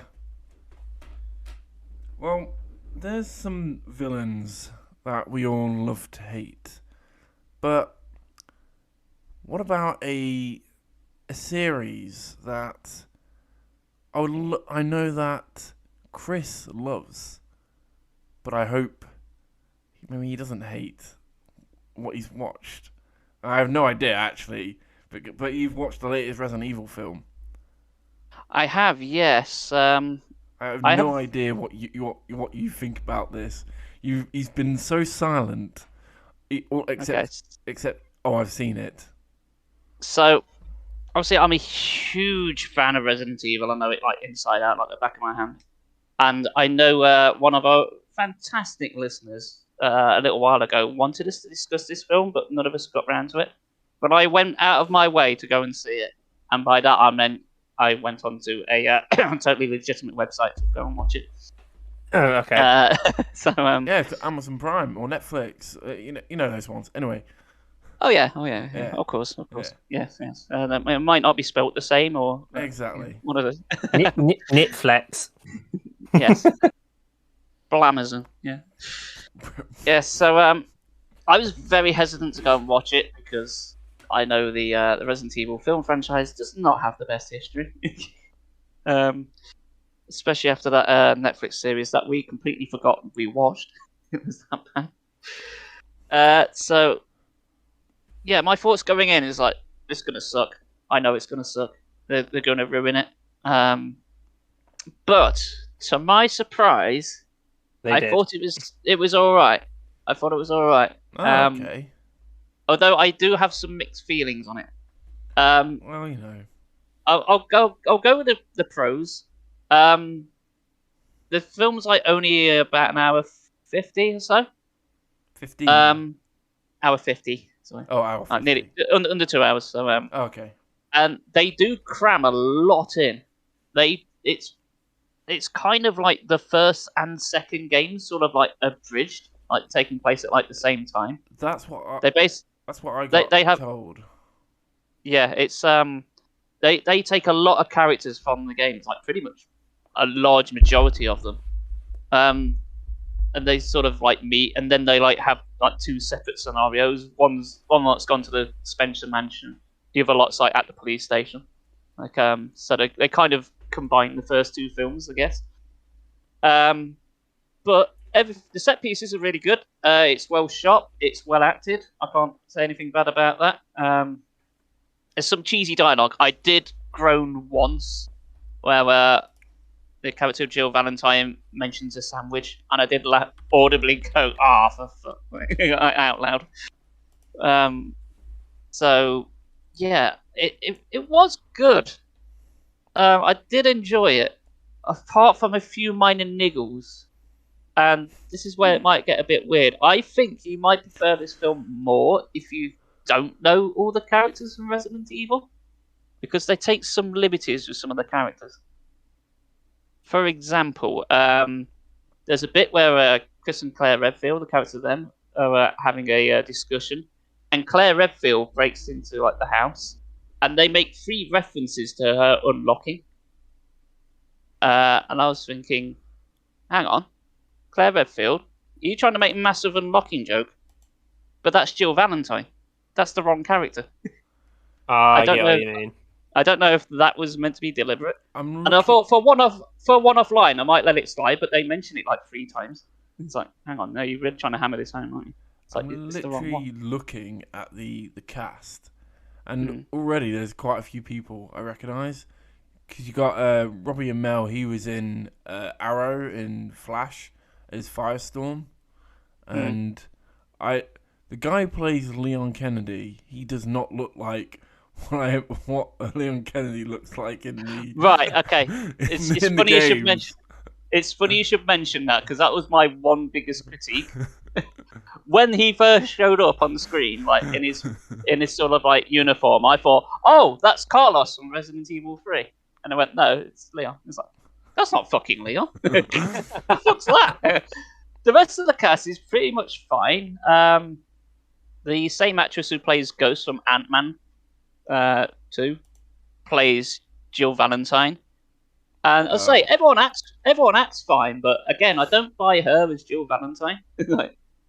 I can't say anything bad though. 'Cause she does a good job. The guy playing Leon does a good job. It's just not who you think of.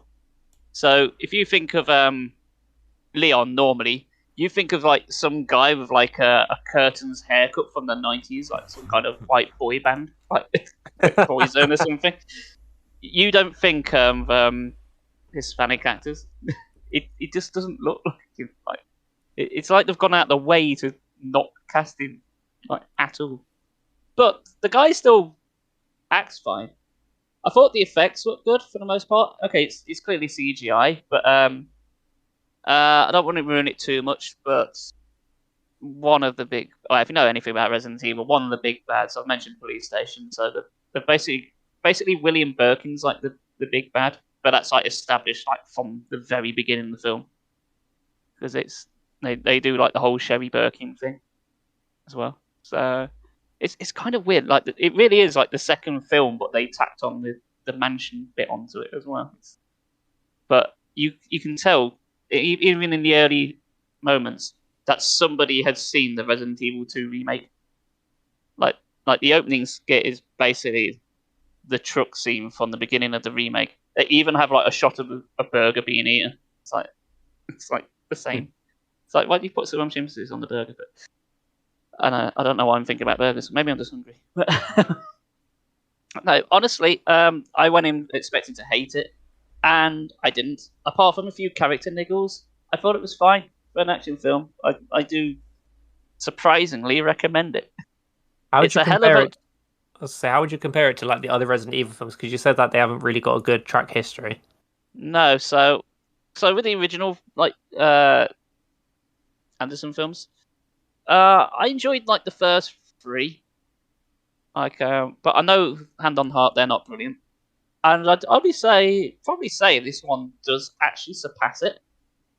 It's more tightly written. It's got a few cheesy lines of dialogue, but it's a bit more serious. I suppose that's probably where some people may draw it down a bit because it's not really having a laugh. There's some like in jokes, like I mentioned, like the lockpicking, the Jill sandwich bit, but it's mostly page straight, which some people might want it to be a bit more corny and cheesy. But for me, I think it translated well. It did get a few laughs out of me, like unintentionally. Unintentionally, I I'll guess. say if I hear Resident Evil, I don't really assume laughs. No. Like, I Well, think like gimmicky action horror.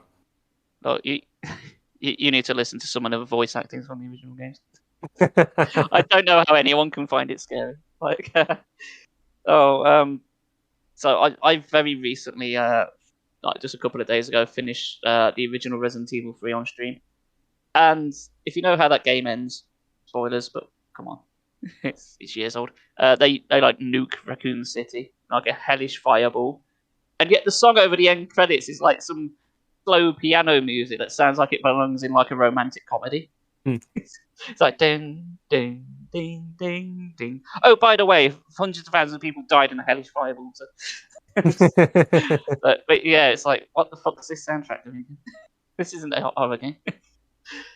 Fun and games, but yeah. So there's your answer to the people who are asking. Welcome to Raccoon City. Surprisingly, a recommendation. I didn't think I'd say that, but here we are. I did enjoy it. Although, yeah, didn't have Barry Burton in, so I'm afraid I'm going to have to revoke that and give it a 0 out of 10. Yeah, I know nothing about the first few Resi. Literally, the only Resi experience I've got is 7 and 8. That's all I know anything about. You should play the originals. You can get them like pretty much on anything. Yeah. Try hard enough. They are such good games. I want to play them again now. Just talking about them, I only finished them a couple of days ago.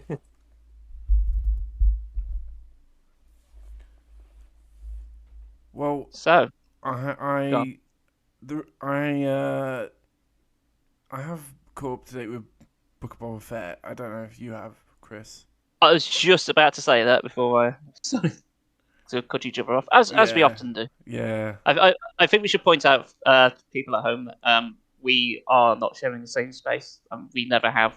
So occasionally we do talk over each other because we've got no idea when somebody's going to say anything. So, but yeah, I'm caught up with Book of Boba Fett, and I am enjoying it.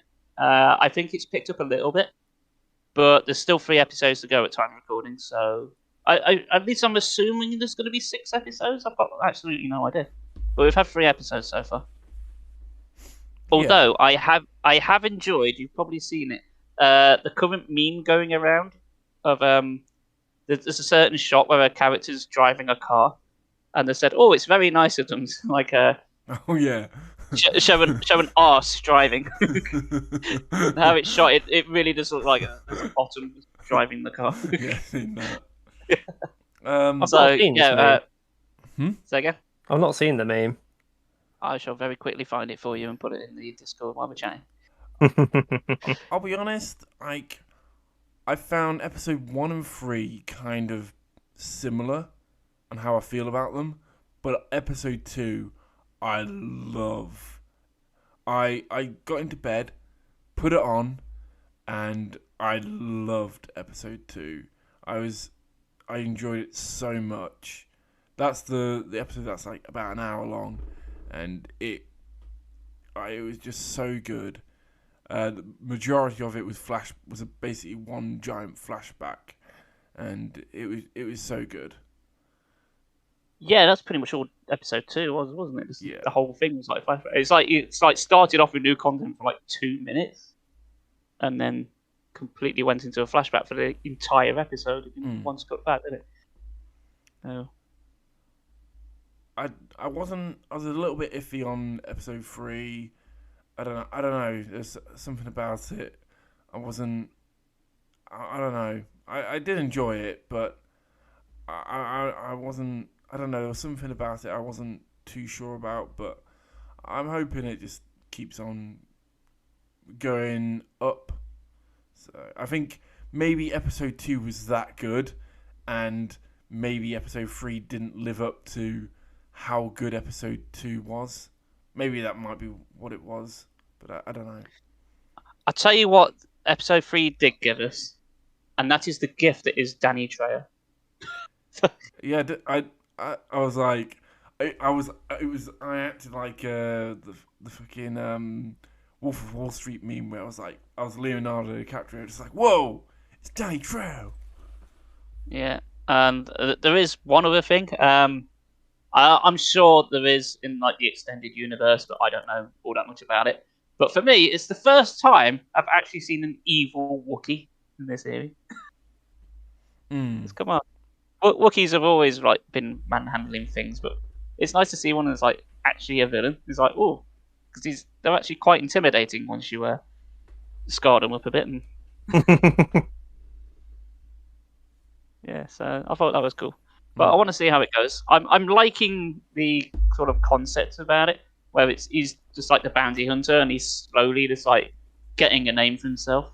I said to my dad, it feels like they're doing a sort of like Skyrim or Fallen thing for like Boba Fett. He's just going around trying to get he's doing all the guild quests. He's trying to get everyone under the belt.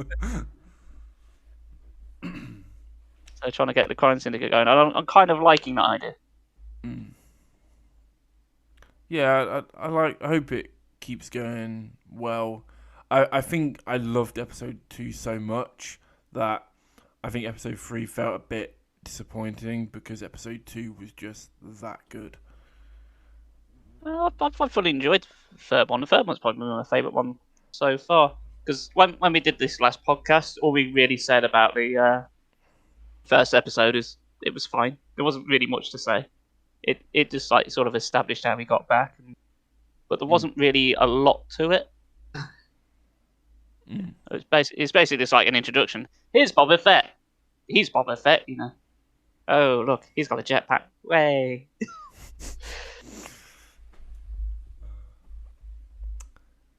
I guess I had a couple of other things to talk about, but I think I'm gonna once again leave them for another rainy day.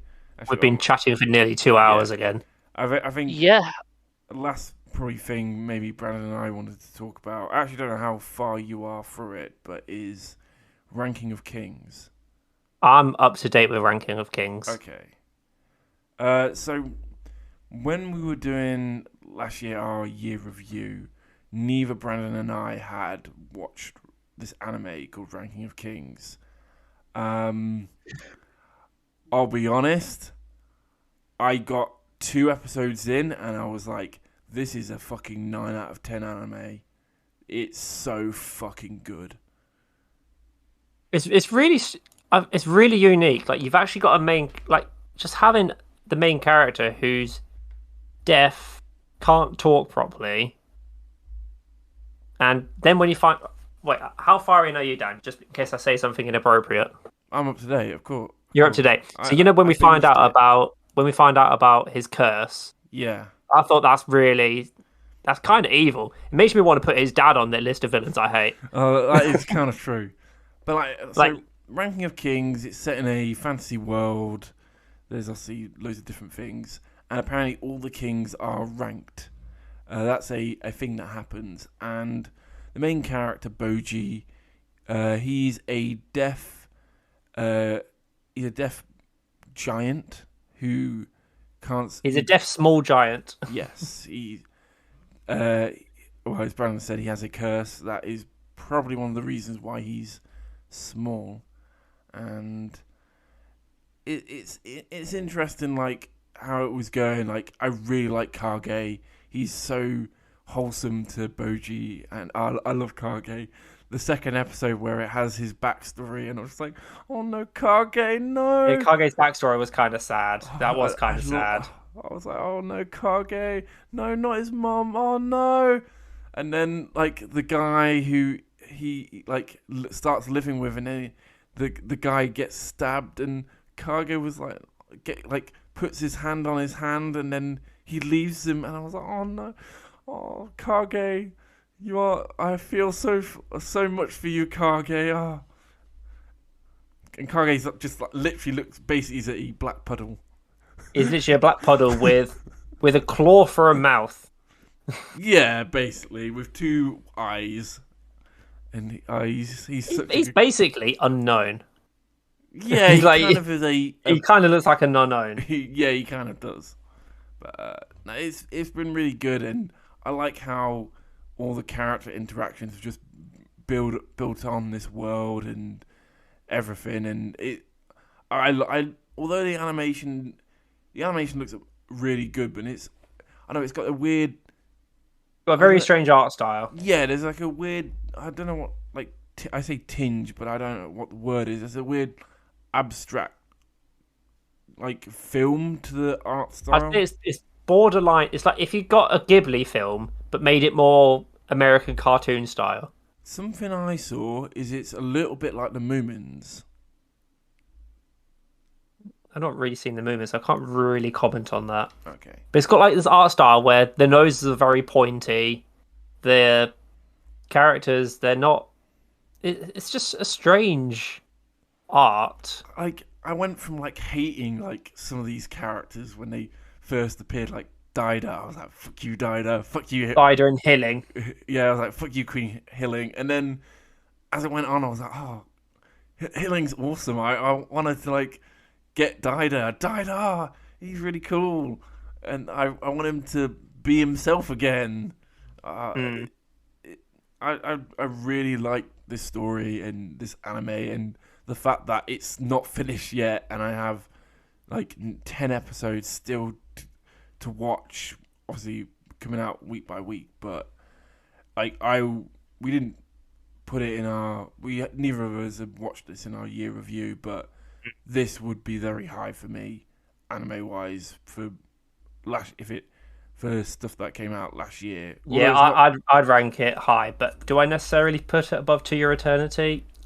I'm unsure. It's close, but I wouldn't say. I think I'd have to see how it finishes. Yeah, agreed. But I quickly was like, I'm really enjoying this. I wasn't too keen on the opening and ending. It just seems a bit generic. The first half of the season, I was a bit iffy. The second half, the first comment I saw about the second opening was, this opening slaps too hard for this anime. No, that's not the comment. But it was like, I did not expect an opening after the first opening. I did not expect the second opening to slap this hard. Yeah, I watched it and I was like, whoa, this is so fucking good. But then the first one's like really nice and really jumpy. Yeah, it's very Ghibli. Yeah, it's really strong Ghibli vibes. No, it's really. It is a fun watch. Although, like recent episodes, with Oaken, the sword like the sword lord or whatever, like invading the city. I'm just like, it's weird. Like I want to see where he goes. I want to see where the direction of that. I don't know if you noticed, but when that group of villains invades, the first guy who goes on the throne and then gets killed. He's got like he's like yellowy, whitey clothing and hair. Yeah. He is the son of the king that Boji meets in the forest. The king he meets in the forest. Who was that? The old senile king, of like with the rats, I think. I can't remember that. Well, Boji meets a senile king, and then he escapes. But that's that guy's son. I don't remember anything about the rats and Boji. Maybe not the rats, but he meets a king in the woods with a colt. I think, yeah. So I can't remember anything about that. well, there you The only go. thing I remember about Ranking Kings in general is you start off with Boji. He goes out because he's crying. Meets Kage, who basically wants some clothes and money.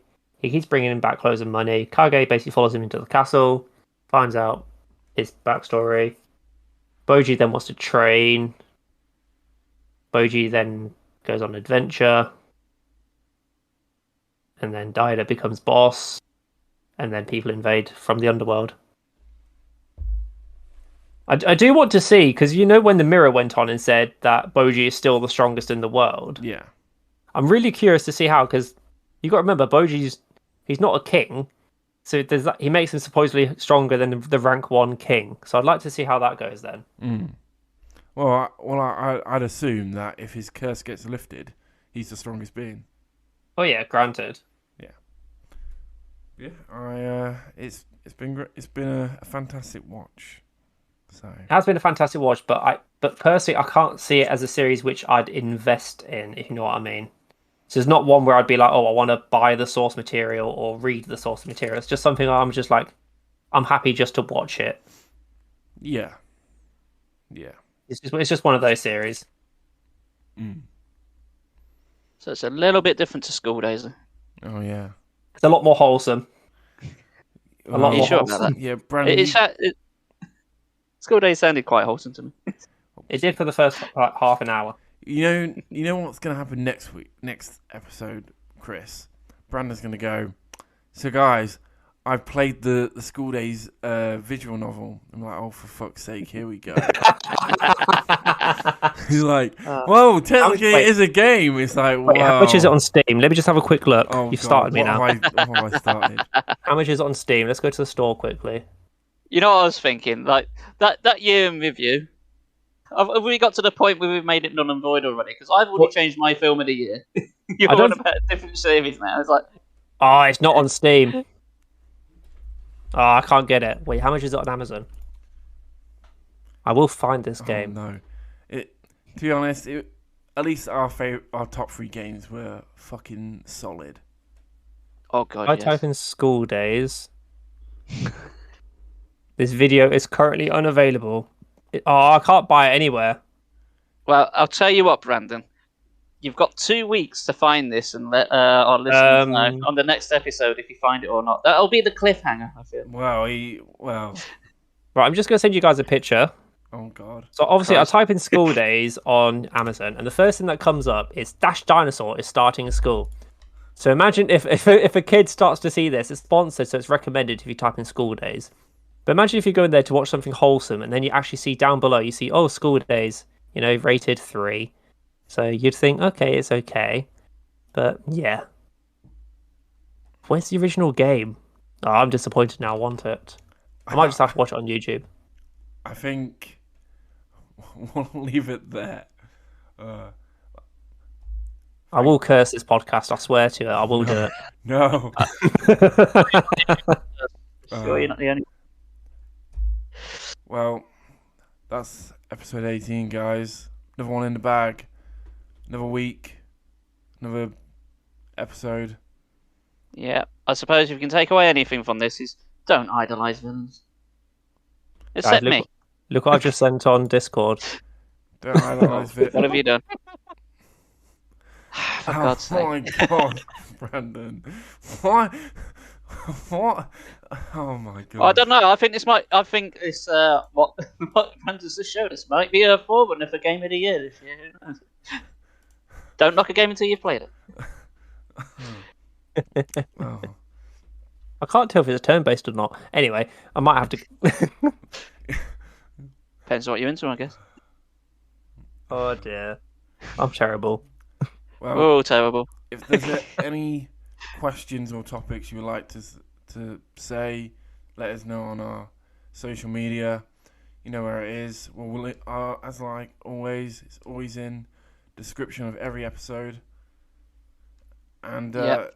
you can find Brandon and Chris streaming on their Twitches. You can. Chewbacca. Twitch.tv/Slybacker and Twitch.tv/Spanky Rambles. Yeah. What are you about to Yeah. say, Brandon? I was just literally saying Chewbacca, and then Chris also said his Twitch. That's all I was saying. It was so good we said it 3 times. Exactly. You know it. Well, like always, guys, be safe, and we'll see you next time.